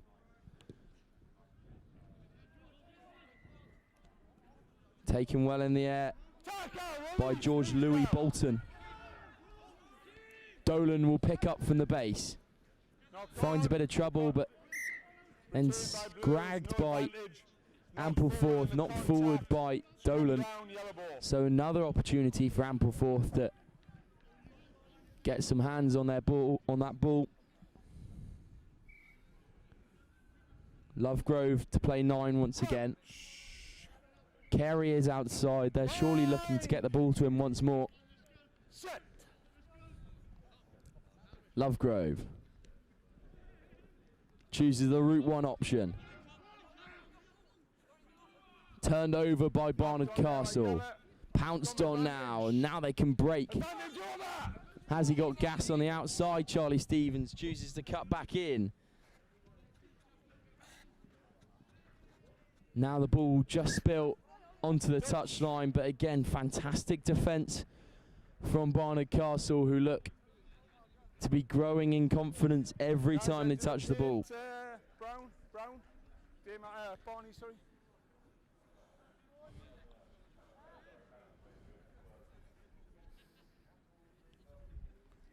Lovegrove. And now Ampleforth to get out. Carey. Great gas, and now they're on the outside. Cuts back. Run into a bit of trouble there. Lovegrove gets absolutely wiped out by his opposite man.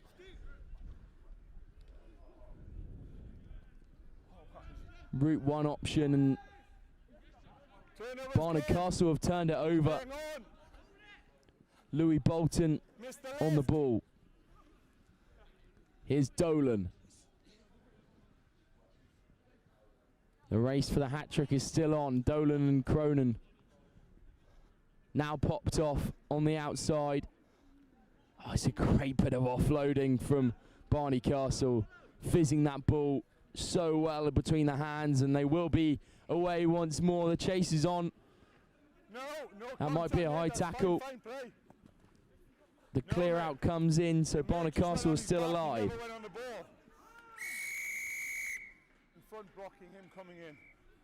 Penalty to Ampleforth off his feet at the ruck, and they will go quickly.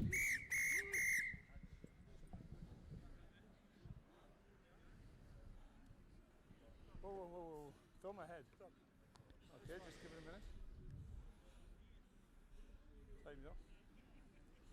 Busy or time off, and then we'll go. The referee just having a word with Charlie Stevens after that harsh collision. Physio! Time's off, guys.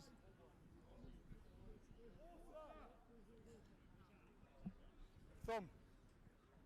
His thumb. 10. Obviously, we'll restart with a penalty, guys, rather than go to the scrum, yeah? And the physio will come on to help out Charlie Stevens.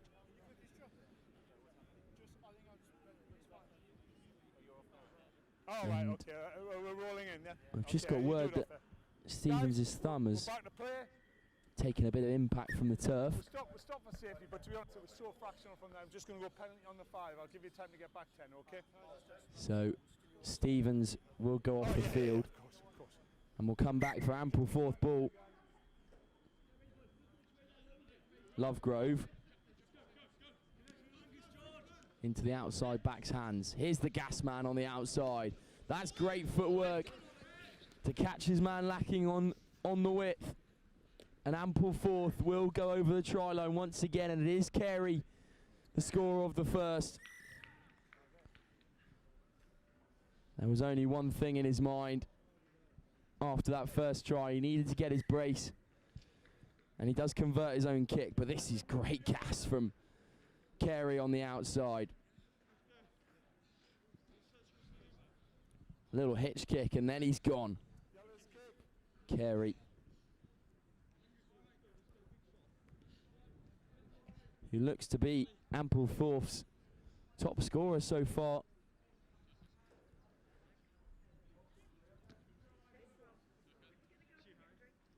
Carey will take the kick off as well once he catches his breath. High into the sky. Ben Shooter. Velvet hands from Barnard Castle once again.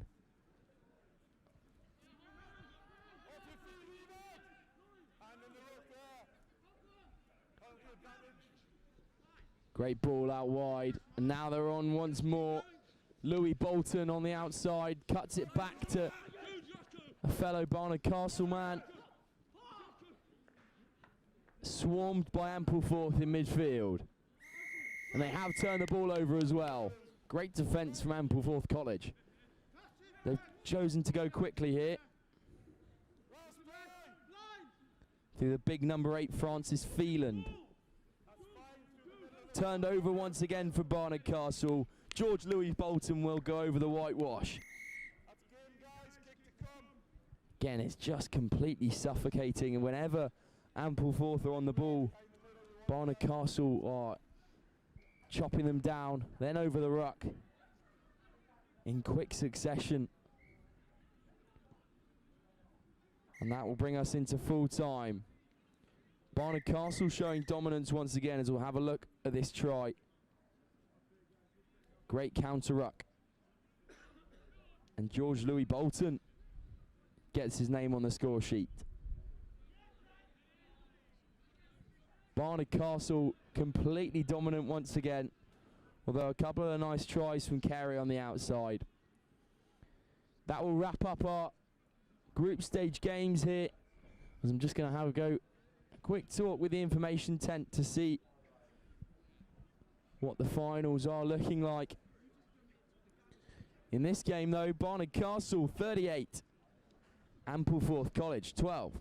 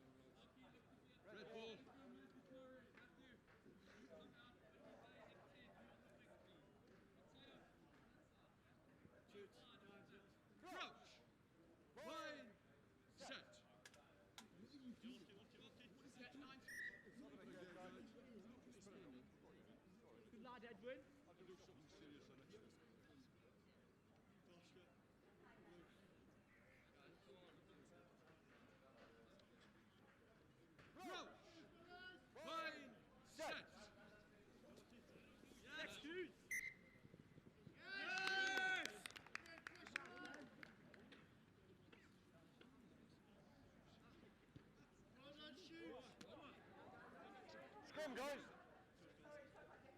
Push forward at 9.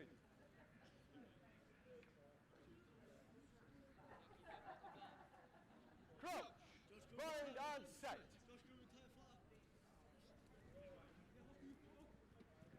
Welcome back to Next Gen Live here on pitch 1 at the Dame Allen's School Sevens Festival. We have a 7th, 8th playoffs, somewhere that Barnard Castle are not familiar with.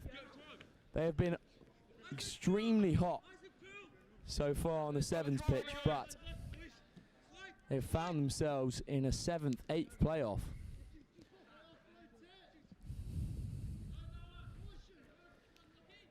Against Loretto School, Loretto Academy, sorry.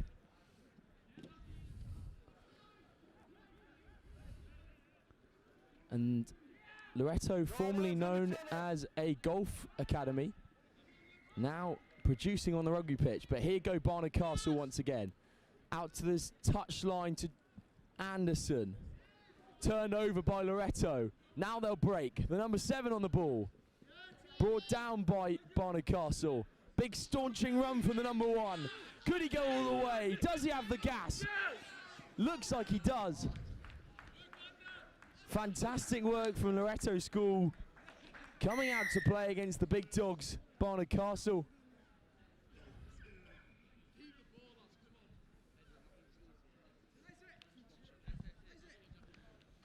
Loretto coming out to play here in this 7th, 8th playoff.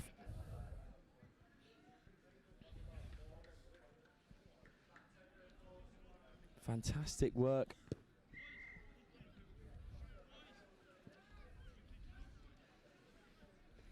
For the boys from Edinburgh. Steaming down their right-hand side goes the big number 1.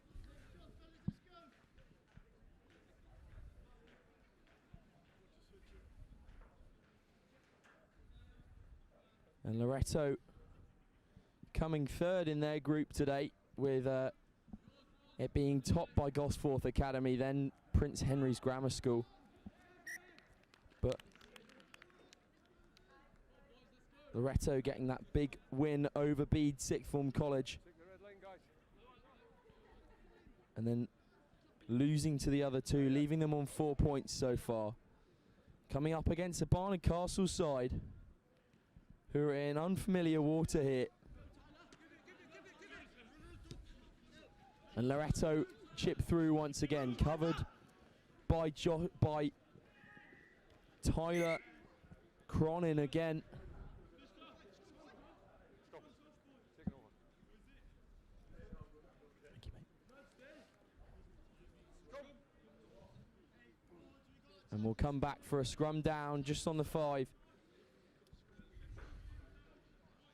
As we were saying, Woodhouse Grove and RGS Newcastle going through in Group B, leaving Barnard Castle in 3rd place on 4 points, losing to Woodhouse Grove, and then losing by 1 point to the previously mentioned RGS Newcastle, leaving them in this sort of territory, treading water. Obviously, the big miss for them today.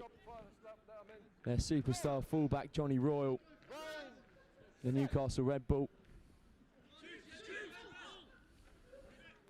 But here go Barnard Castle. Can they break now? Tyler Cronin will go, and a big fend as well. Cronin, does he have the gas to go all the way? They'll go coast to coast here, Cronin. And that's a fantastic score for Barnard Castle to get them back into the game.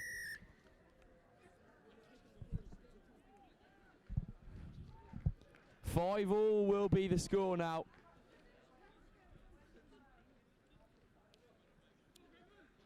Barnard Castle in unfamiliar territory in the 7th-8th playoff, but they will go up 7-5 now. Tyler Cronin going coast to coast there with some great gas. After an early score from Loretto School, Barnard Castle bring it back to 7-5.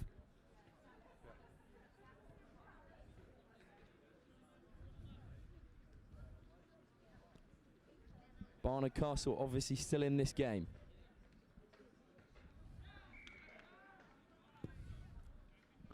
High into the sky from Barnard Castle. Yep, red touch. Back off, red.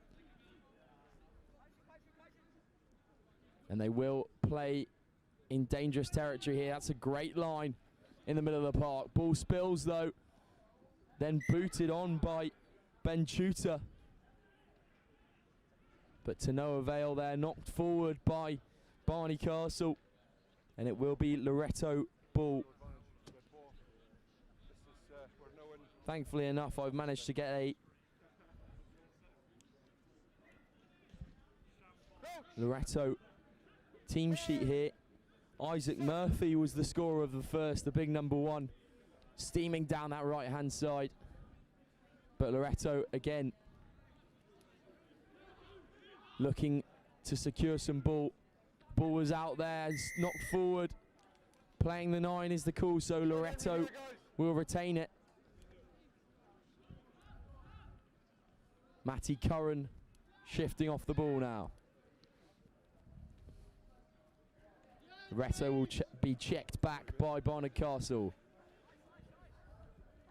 Dolan with good defence. Loretto will go for the boot option. The chase is on. Unfortunately for them, Edward Borwick is underneath it. He gets stood up in midfield. Great chase on the ball from Loretto. Attacking that line. Here goes the Cronin, the try scorer. Held in the air by Isaac Bead. Tackle called by the referee. Good invention from Ben Tudor once again. Stolen at ruck time by Loretto. Do they have numbers on? Switch is coming back against the grain. Slowing the ball down. They need some depth here if they're going to find anything. Chooses the route 1 option. Turnover from Dolan this time, the big number 8. Here goes James Dolan. Handing off to Angus Selton. Selton throws an offload back to Dolan. Now shifted out wide. The hands are surely on. Tyler Cronin goes over the line.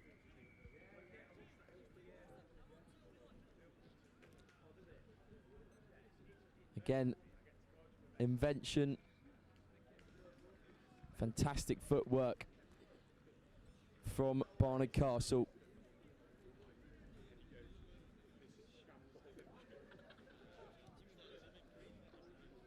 And the ball goes through the sticks as well. That will bring us to half time. But this is great play. First Selton, back to Dolan. And then out to Cass, who shifts the ball with great speed off to Tyler Cronin. And Barnard Castle sitting pretty in this 7th-8th playoff. Against the boys from Scotland, Loretto School.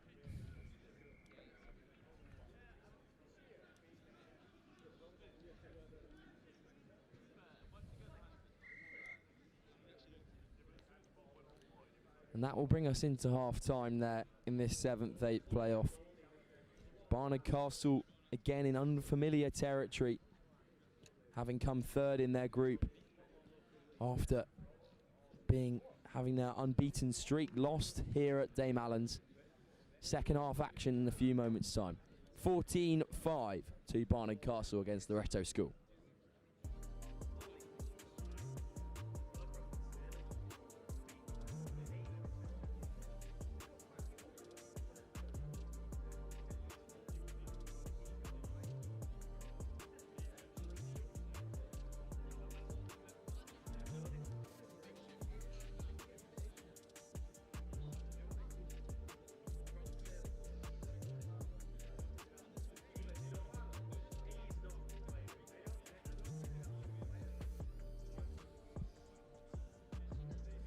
Barnard Castle holding the cards at the moment in the driver's seat in this 7th-8th playoff.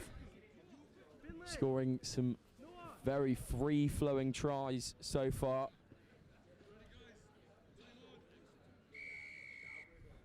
Against Loretto School from Edinburgh. Offside is the call, so now Loretto have a big opportunity on the halfway.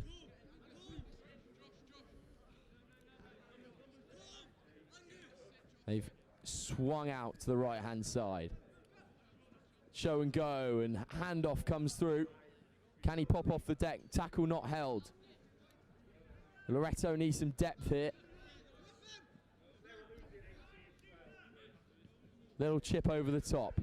Not chased by Loretto, so now Barnard Castle have a real opportunity. Tyler Cronin on the outside. Elusive winger, Tyler Cronin.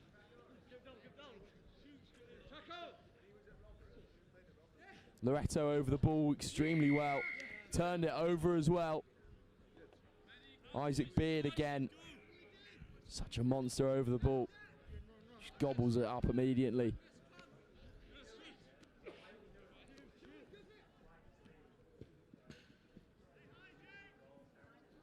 Little left round the corner. Loretto working the ball into the width. They'll cut back against the grain now. Nice hands on the outside. Missed pass, and now the winger is away if he can go. Steps back inside. Wrapped up by Borick. Doesn't matter though. Bead is on the outside. Bead is still going.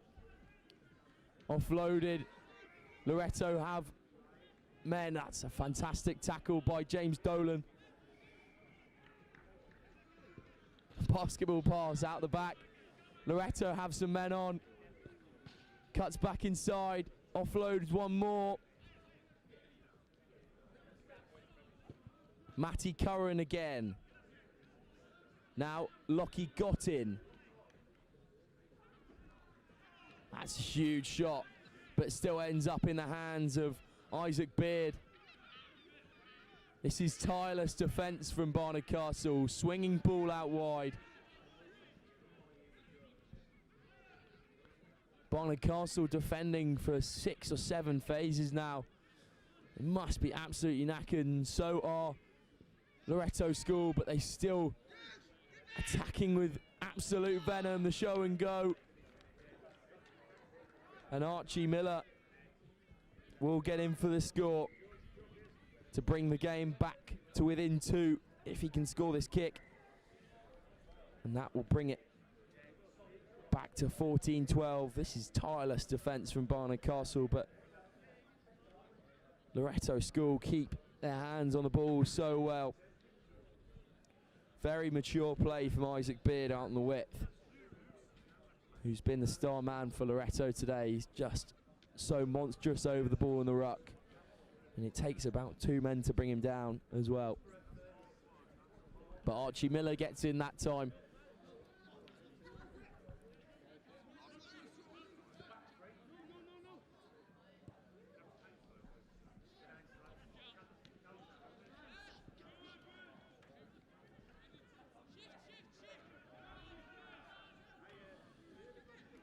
Here go Barnard Castle once again on the break.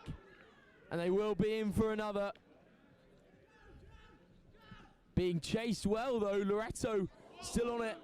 That tackle is surely high. But doesn't matter, the ball gets dotted down anyway. Barnard Castle once again hitting straight back with a vengeance.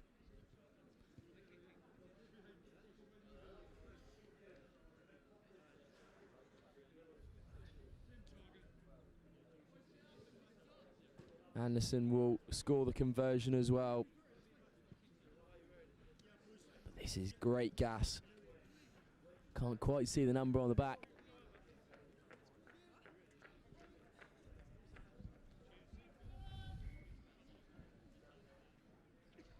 Barnard Castle in with another try, making it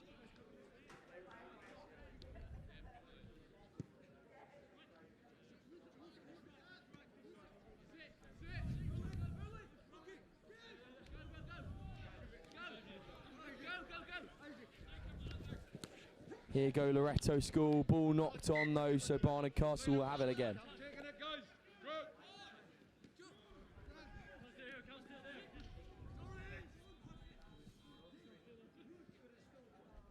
Here go Barnard Castle once more, down this left-hand side, and it's the magic man Tyler Cronin once more, dotting the ball down for their 4th score of the game in the 7th-8th playoff.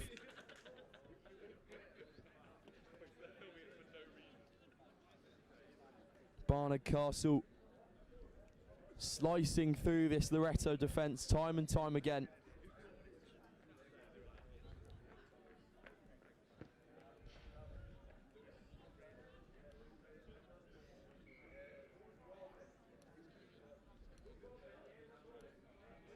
And the mark, this would be a quite fantastic kick if Josh Anderson can make it.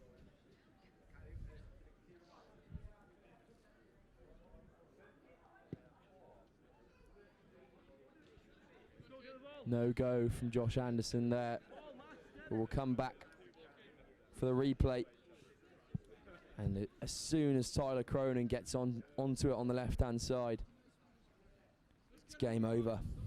It's just too fast. Just so elusive, Tyler Cronin.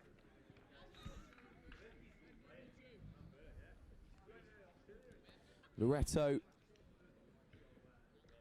now with a insurmountable lead to try and catch up to. But they will work out wide now. Cutting back inside, escaping through the hole. This is fantastic from Loretto School as they will go in underneath the sticks once more. Isaac Bead gets underneath this time and is rushed to take the kick. There's still minutes on the clock. Reset, and now they are within 7, so Loretto School can draw this game. Isaac Beard once again showing up for Loretto School. The boys from Edinburgh still in this game. They need to win this ball back.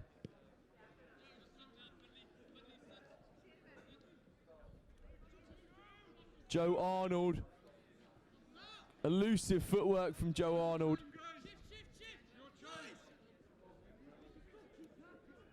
Here goes Tyler Cronin out on the left.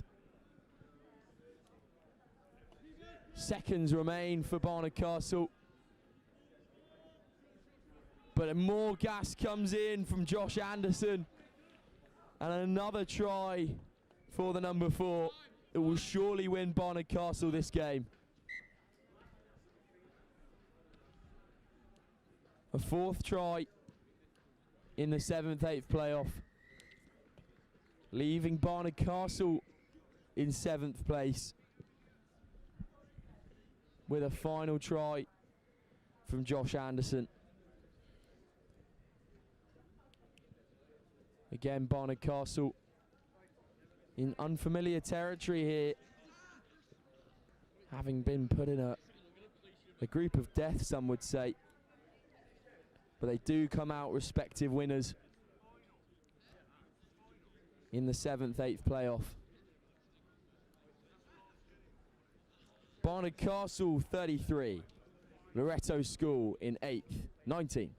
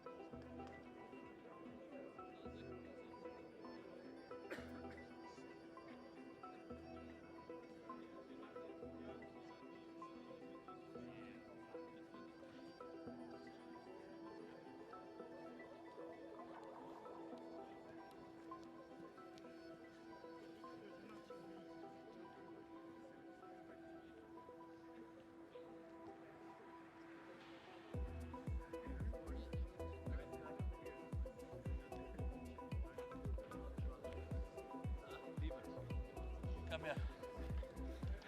Shout out Max Martin. Oh,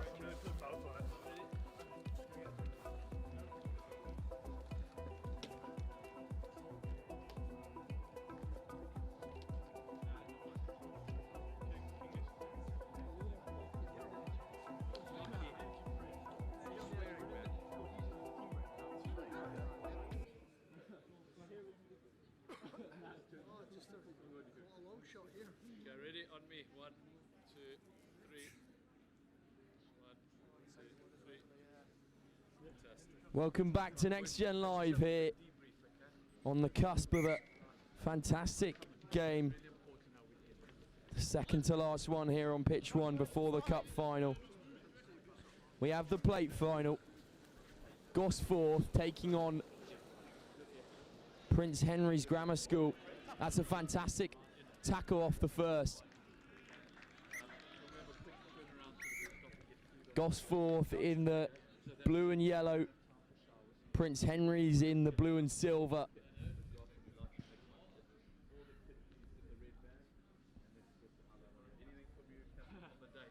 That's a great cover tackle, and this is the shield playoff, or plate playoff, sorry. Up goes Jake Parker for Gosforth, winning the ball in the air. Here's Alex Dickey. Dickey chooses the route one option. Dickey is still going here. Shifted out of so many tackles here, Alex Dickey. Then handed off to Tom Allen, who tries the offload once more, but Prince Henry's full on it this time.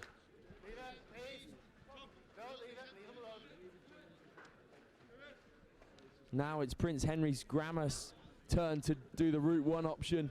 Ball knocked forward, so we'll come back for a Gosforth scrum down in the plate final.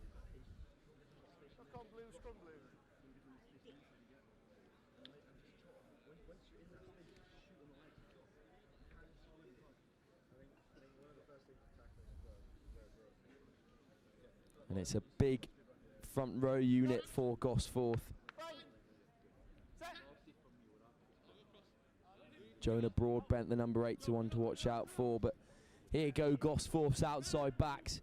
Lovely little offload lifted to Alex Dickey, and Dickey will score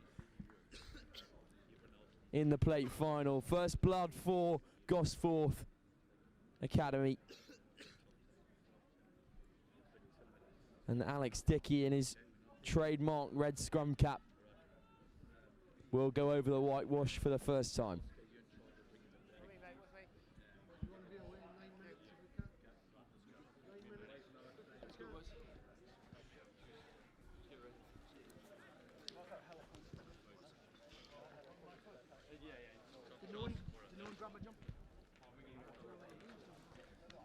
This is a fantastic try for Gosforth. A lovely little lift.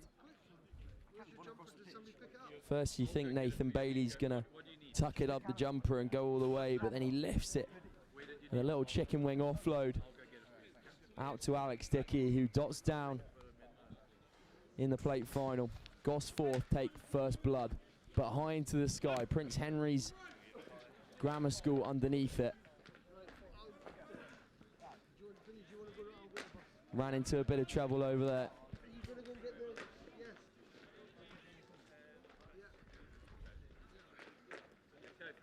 Here's Ben Stevens taking the contact. Shifting hands from Prince Henry's, who have to work their way out of dodge here. Off their feet of the ruck, Gosforth, but Prince Henry's still hold on to the ball. Ball's not out yet. It's an absolute carnage at the ruck time, but Jonah Broadbent comes away with it. Now here's Dickey, the try scorer. Dickey, oh, and that was almost an interception, but knocked forward by Prince Henry's Grammar School. Finn Driver, the captain, tried to get away with a sneaky interception there. To no avail, though.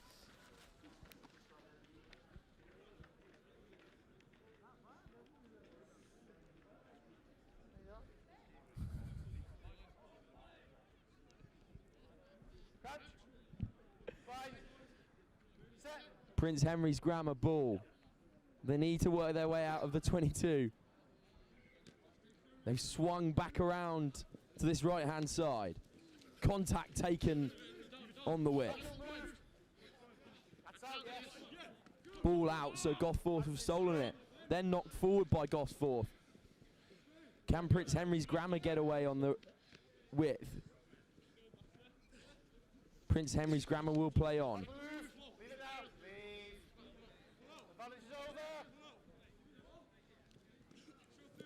Just slowing the ball up a bit. That's a fantastic ball out wide by Ben Stevens. Creating the space here. Oh, just knocked forward by the captain, Finn Driver. And again, suffocating pressure from Gosforth Academy.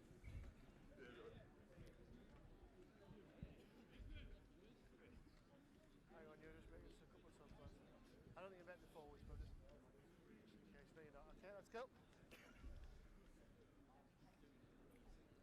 Crouch.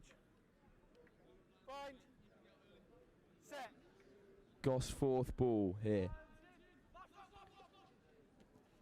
Here's Drenham. Drenham will go by himself, then give the offload out to Riley Cole, who will score. Second try in the plate final for Gosforth Academy. And that was all the work of Harry Drenham in the midfield. Attacking the line with such speed and power. Drenham, the number 11. The kick a bit wayward.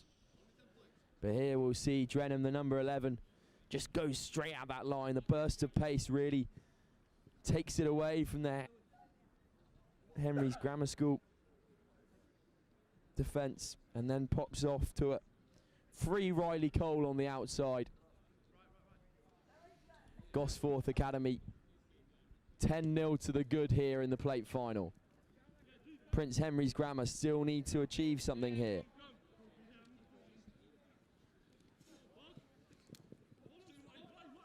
Ran into a bit of trouble, Prince Henry's Grammar, but now they're away.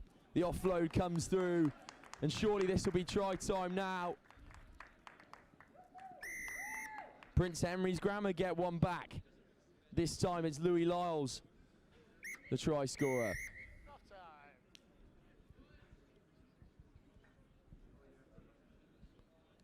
And Louis Lyles with a great hard line off that shoulder to finish off what was a great break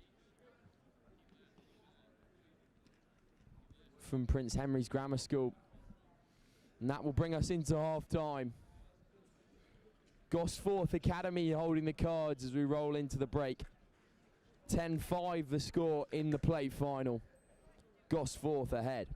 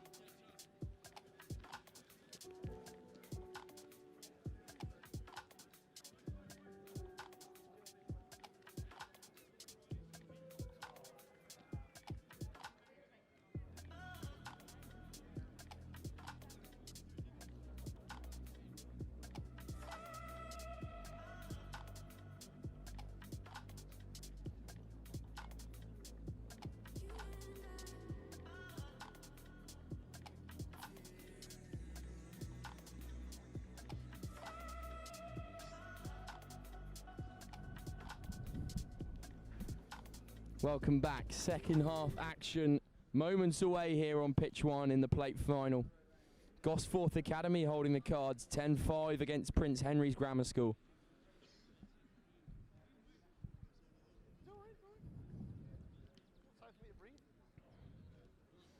Star performances so far from Harry Drenham, the number 11, and Alex Dickey in that trademark red scrum hat, and shut down immediately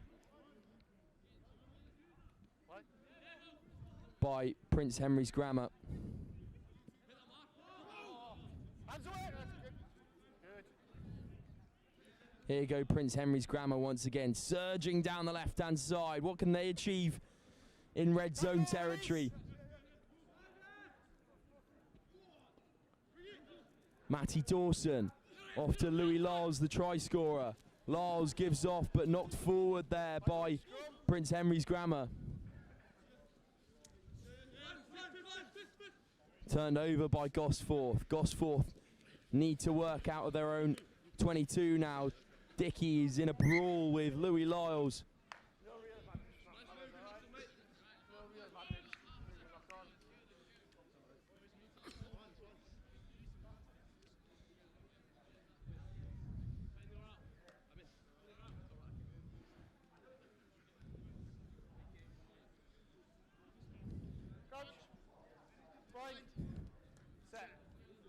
And it will be now scrum down for Gosforth. Tom Allen. Now here's Alex Dickey, the try scorer. Dickey saunters through one. Then passes out to Riley Cole, the other try scorer. Then turned over. Now, can Prince Henry's Grammar keep a hold of it?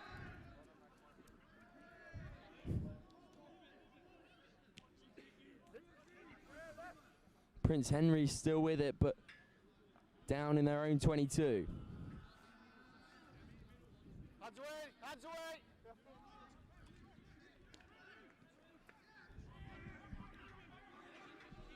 Boots a ball now from Prince Henry's. The chase is on, and it might fall favourably here. This would be massive. Prince Henry's back into the game if he doesn't knock it on. Caught up to by Gosforth. The clear out comes in. That is absolutely massive. And a yellow card. The clear out was a bit reckless. And Matty Dawson will see yellow for that. He's just absolutely flown in from halfway down the pitch there. Didn't really dip.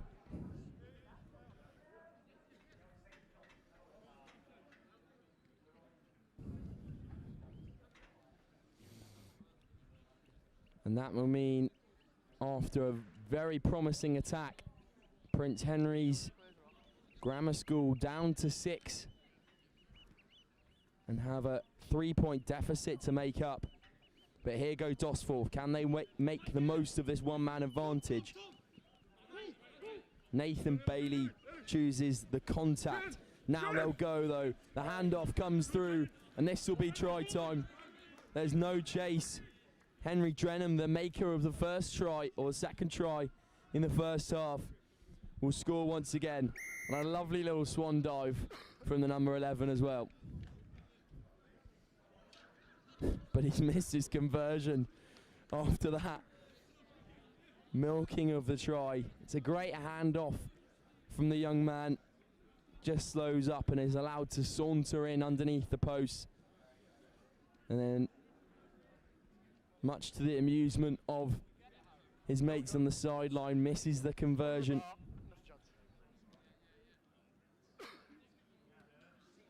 For a second. You got 3 minutes left, okay? Yeah, 3 left. All in front.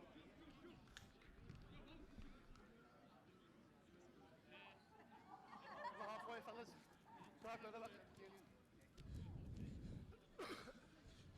Here you go, Prince Henry's looking to bounce back after that yellow card, and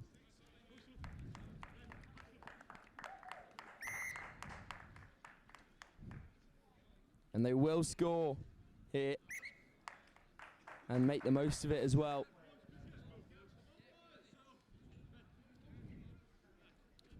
What a break that is from the young man from Prince Henry's, James Stott, whose mum's the team manager, leaving the score at 15-14 with A few seconds to go. So they're making a sub as well, okay? I'll get back. Yep, good.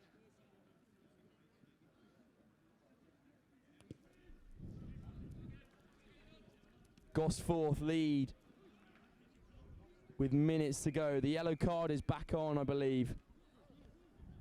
So both sides at a full complement of 7. Gosforth lead by 1 point. Here goes Prince Henry's Grammar though. Oh, it's a great break of a tackle, and he could be in for another. Louis Lyles, he's already scored in this game already. Ingenuity and a great show and go in the middle of the park from Louis Lyles.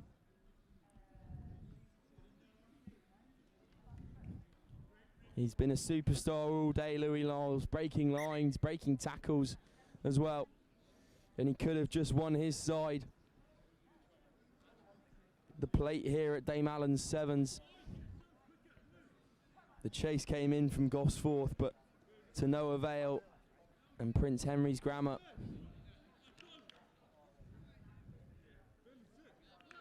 through Louis Lyles.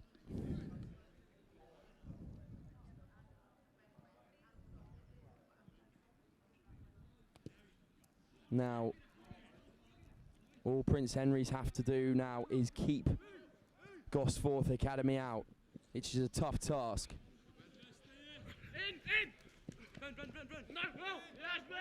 Still going here.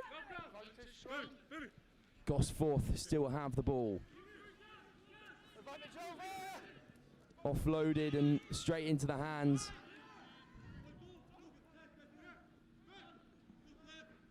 Swung out now. Can Gosforth get that all-important score? And here goes Finn Curry. Curry will go over. He needs to go nearer to the post, though they haven't got long left.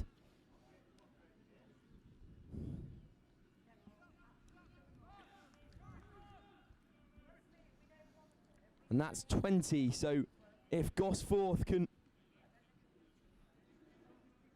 convert this, they'll be winning by just a point.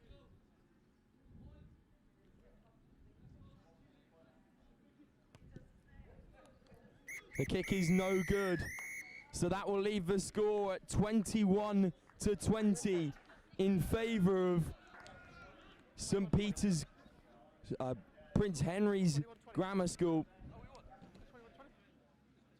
You scored 3, they scored 4. And Prince Henry's Grammar School. Oh. That makes 21-20. In my opinion.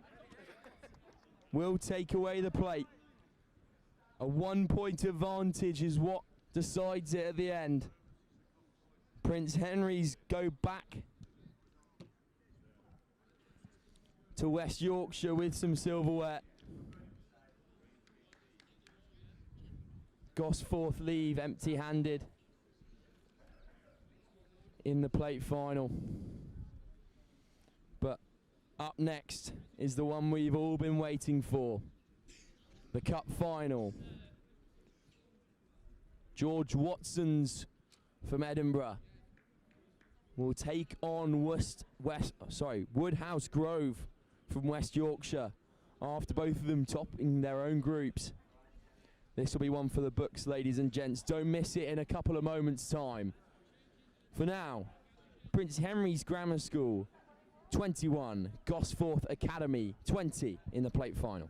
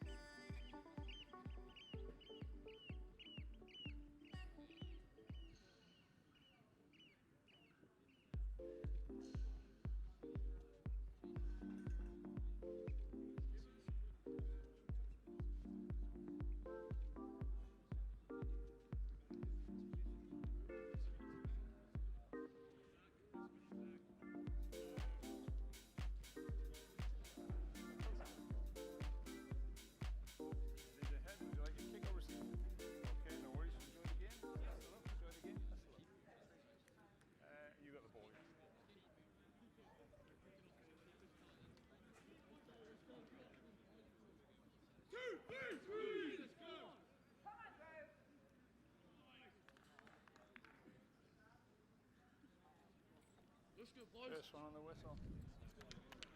Welcome back to Next Gen Live.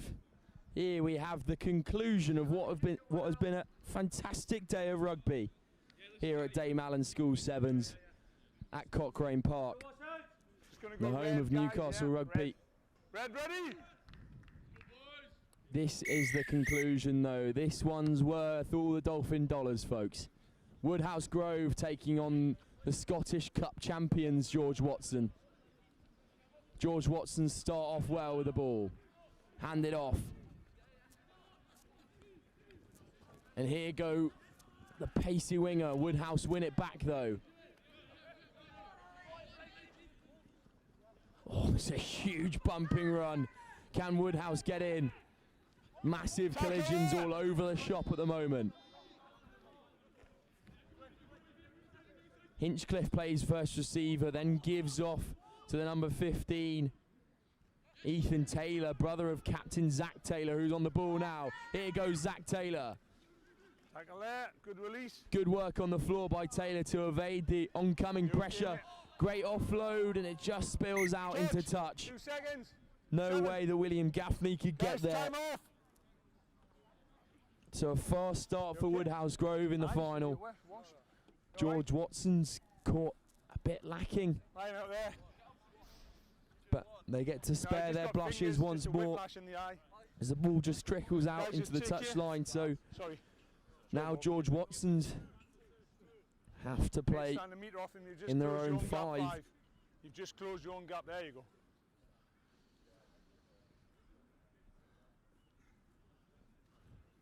Line out goes up. Won by Woodhouse Grove. Swinging ball. And now they can attack the line with pace. Here's Gaffney. Gaffney could go all the way in the final. First blood Woodhouse Grove. And it's the big number 10, Will Gaffney, who manages to get over.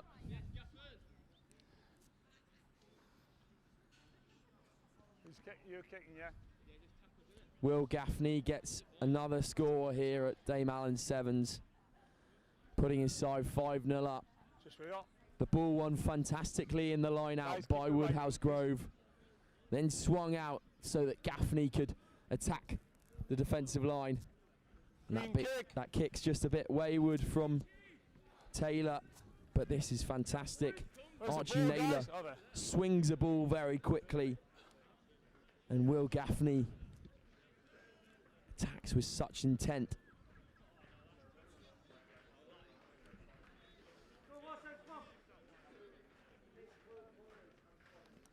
Gaffney getting the early score to put Woodhouse Grove 5 up on the Scottish Cup champions.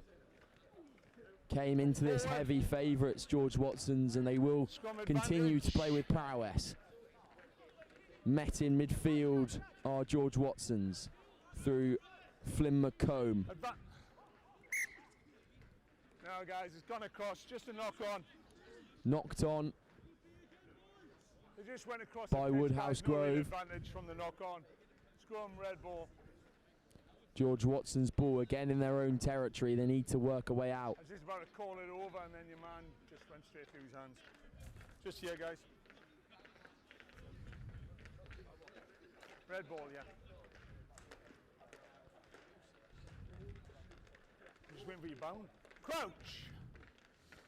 Bind. Set. Woodhouse Out, Grove out.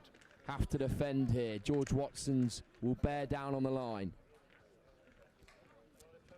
Good tackle on the outside. George Watson's will recycle though. That ball's a bit wayward. Now an opportunity on the outside for the big number 1. We know Daniel Sutherland has the burners. Does he go all the way here, Sutherland? It's a great cover tackle, but pops off the deck. Now Flynn McComb. Tackle. Hands off. Sutherland to play 9. Unlucky, good contest up there. Now shifting the ball with velvet hands. There's space to attack for George Watson's. And through that, Matthew Denham has a go. No ref.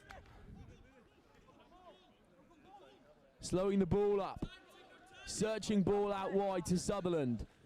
Sutherland goes by himself, doesn't need his man to help him. Sutherland's still on his feet. George Watson's in for a score. Right there.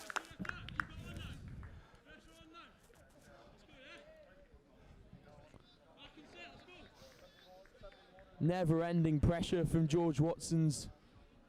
Just on this red thing. Red, blue, whatever. I think that one's blue, I think that one's red. And that was great work from Sutherland on the outside. And then the cavalry arrived. You see here on the replay, Sutherland tries to go by himself. Red kick. Then McComb gets tackled. But then Lewis King is there to pick up the pieces and gets an all-important score for the Scottish schoolboy side in the cup final here.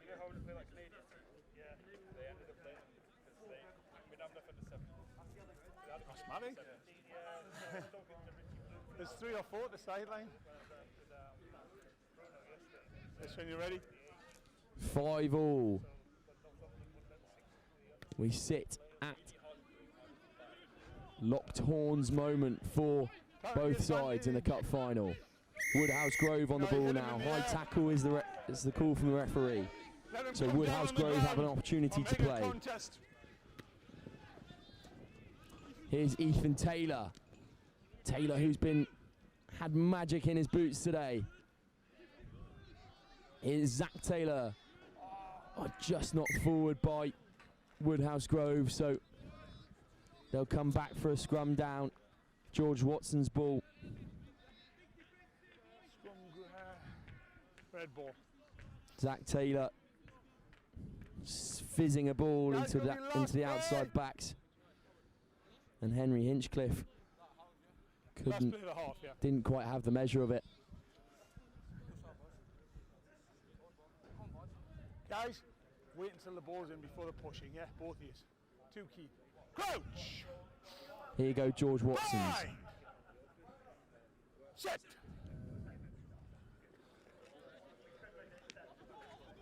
Early attack. Ball just spills out though. Bit messy at ruck time. Still last play. Boot to ball is the option. Fortunately for Woodhouse Grove, Ethan Taylor is back there. And they will kick out for half time. 5-all at the half. Where's it? Yeah, 5-5. Woodhouse Grove having the better of the opportunities, but George Watson's ever-present pressure brings them one score in that first half. This one is for the final. Is for that cup. And we'll see who comes away with it at the end. At this minute, it's an absolute nail-biter, being 5-all at half-time. Catch the secondary action in a few moments, all here on Next Gen Live. That and it's 7, so it's kind of out almost as soon as he puts it in, isn't it? Oh, so from no balls to 2. 5-all.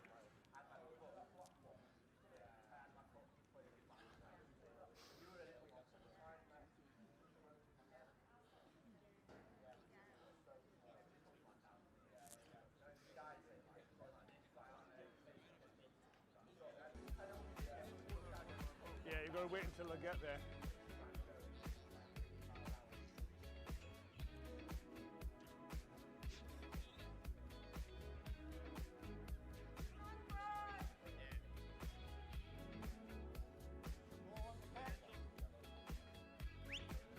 That ball off. So we'll wait for you. Oh, he's getting it. Welcome back to Next Gen Live here in the cup final. It's all square at the half.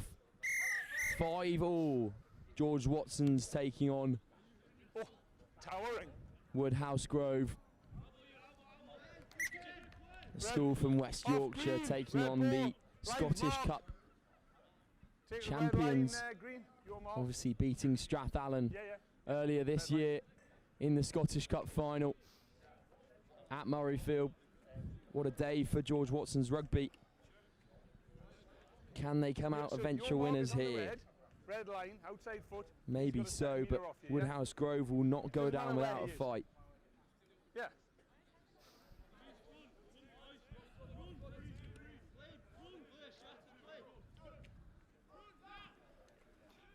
Up goes the ball for George Watson's, then fizzed Advantage out. Number 7 too early. They attack the line with Advantage pace and over. power, and this could be a second score for George Watson's. It's a fantastic chase back from Ethan Taylor, and the counter ruck comes in. Taylor wins the ball, but no, says the referee. Will come back for the penalty for George Watson's. They evade a few tackles and then get over the whitewash. George Watson's Just on this score blue or just outside this and blue. take first blood in the second half. Just where we are now.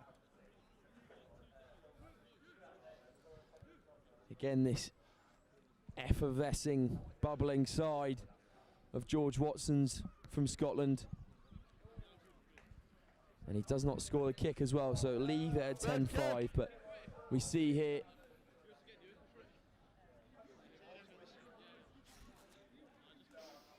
just thinks and goes the other way. Rory Dole, the number 4, gets over the whitewash for his school. High into the sky. Woodhouse Grove will recover though. Now into Zach Taylor, the captain's hands. Now here's the try scorer, Will Gaffney. Gaffney on his run again. Then Gaffney throws a rather wayward, uncharacteristic pass. And it gives George Watson's an opportunity to go, but they'll come back for the Just take that red line just for ease, guys. line out at the back. How long's left, sir? 5 minutes. Sorry, 4 minutes 20. Red light. Sorry, mate. It's got to go. So George you Watson's just went once too early. again bearing down He's caught it. on You Woodhouse blinked, then Grove. he's popped it. 10-5 to It's got to score. get out the line. Line out's over. Up goes the ball at the line out. Fizzed He's fighting out it. to the outside backs. Hamish Turner on the outside. He's a live wire. Here's the try scorer, Rory Dow, off to Hamish Turner.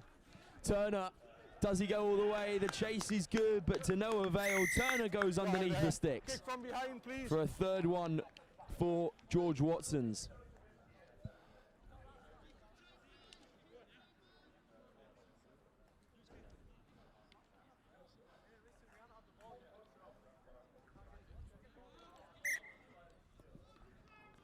And the score is converted as well, making it 17-5 in the final. Turner on the end of a lovely little bit of offloading from George Watson's. And they get in over the sticks. Woodhouse Grove looking so promising in the first half, but George Watson's have come out the blocks hot.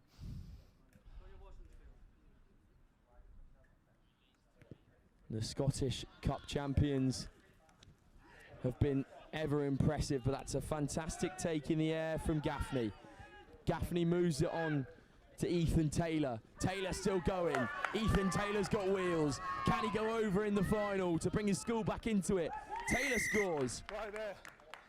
And that's another try for Ethan Taylor today. This kick is important. Brings it back to within 5. And he doesn't make it, says the referee. 2 minutes. And it's superb from Ethan Taylor. Such gas again from the young man.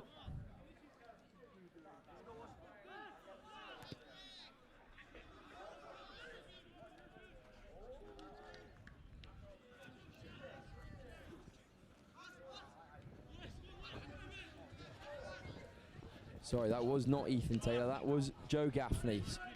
They are wearing the same scrum hat, but Woodhouse Grove have turned it over once again. 7 points down. They need a converted score to bring this game back level. Here's Joe Gaffney. Gaffney, the try scorer. Gaffney still going, finds an offload to his brother. Here's Oliver Blake on the outside. Right touch. Guys, I don't have anyone. Don't have anyone. It looks like his feet's on touch. And Woodhouse Grove Guys, have been called out Rubbish. here. I've got nobody. Unfortunately, Yeah. Ollie Blake on the outside put a toe in touch. So George Watson's Green. have a That's green. line out Not within yours. their own 22. Front man, yeah?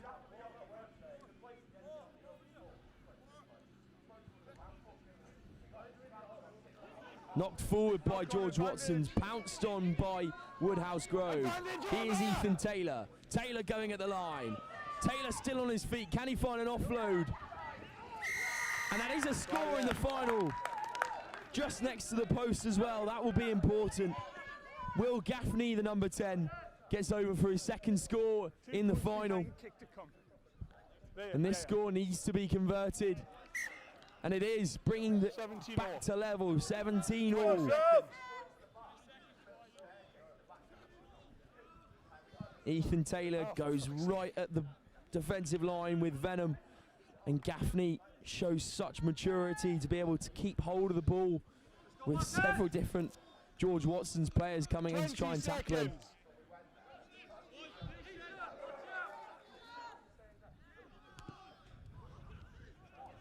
17 all in the final with seconds left to play.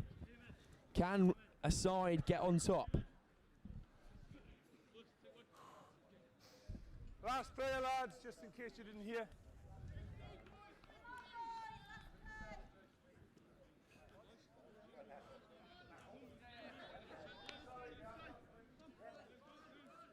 Oh, God. And a kick through, covered well by Woodhouse. Ball a bit awry though. Can they Still last fix the time. mess? Route 1 option from the number 2 Archie Naylor. And here goes Ollie Blake. Ollie Blake fizzing it out to Joe Gaffney. Gaffney's away now. Can he find an offload? The ball gets knocked forward. Watson's have it in the dying seconds. Can George Watson's put one hand on the trophy?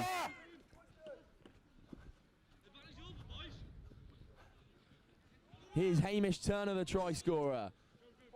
The ball will come out for Lewis King. George Watson's bearing down on the Woodhouse Grove line. They've got to make some shots defensively. Still in. Playing the 9, penalty advantage. And that's an advantage for George Watson's as well. Great step inside. We'll come back for the late shot on the Offside, playing the 9 for Woodhouse Grove. Everyone's dead. George Watson's will slow it down. Now attack the line with pace. Never-ending phase play here in the final. Turned over by Woodhouse Grove. Holding on. That could be crucial into the 16th minute of time here. Guys, you didn't retreat 10. Here goes Ethan Taylor. Taylor for the line. Taylor wins it out the death. And he's written his name into Woodhouse Grove history books. Kick to come. Winners Do you want to take the kick? of the Dame Allen's School Sevens Take the kick Festival. last time. It's last play, minute, ages ago. All through Ethan Taylor. A bit of magic at the death. Well played, guys. And he has won it for his school in the 17th minute Well played. of time. Good lungs there at the end. What a way Well played. Well played, guys. to win your first title. Woodhouse Grove from West Yorkshire stamping their mark on the 7th circuit. But that was pure magic from Ethan Taylor, who has been eluding tackles all day.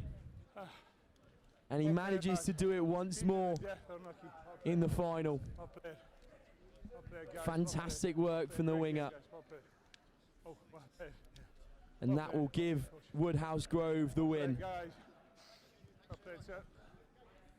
Well played. That's a double for them as well, having come off the back of Ampleforth Sevens where they won as well. And this time, Woodhouse Grove will come away with the trophy once again and take it back to West Yorkshire.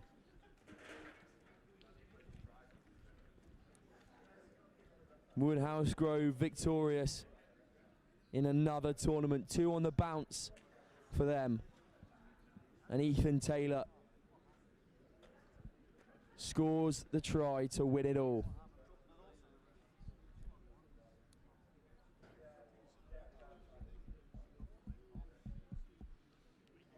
What a day for these young men. And what a first bit of thank you to Dame Allen's School for hosting us here today at Cochrane Park. They will not be here, obviously haven't been here all day because they're on the bus down to Twickenham for their Vase final.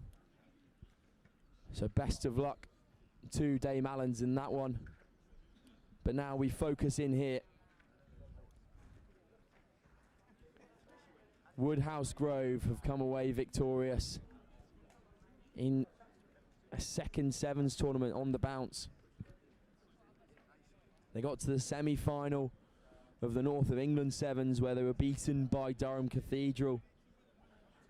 But today, they get that all-important victory and will be taking the trophy home back to Yorkshire. Star performances from Zach Taylor, Ethan Taylor, Will Gaffney and Joe Gaffney as well. The brothers who are so influential in this team. The Taylor and the Gaffney bloodline runs through the veins of Woodhouse Grove School. And they are champions here. George Watson's with a valiant effort. Daniel Sutherland impressed all day along with Hamish Turner and Flynn McComb. But it was to no avail in the final as we trekked into the 17th minute of time. 3 minutes over, the ball hadn't gone out.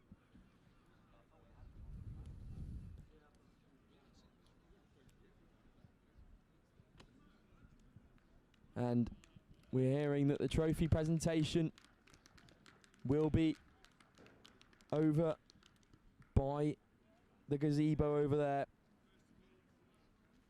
So that'll just about do it for us here on Next Gen Live here at Dame Allen's School Sevens Festival.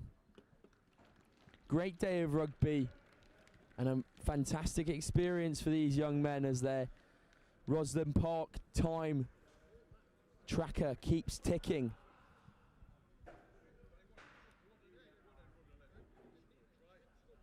But that'll be all, folks. Woodhouse Grove, eventual cup champions, and how deserved were they? Thank you so much for tuning in today, guys. I've been Sam Bork, and we'll catch you next time on Next Gen Live.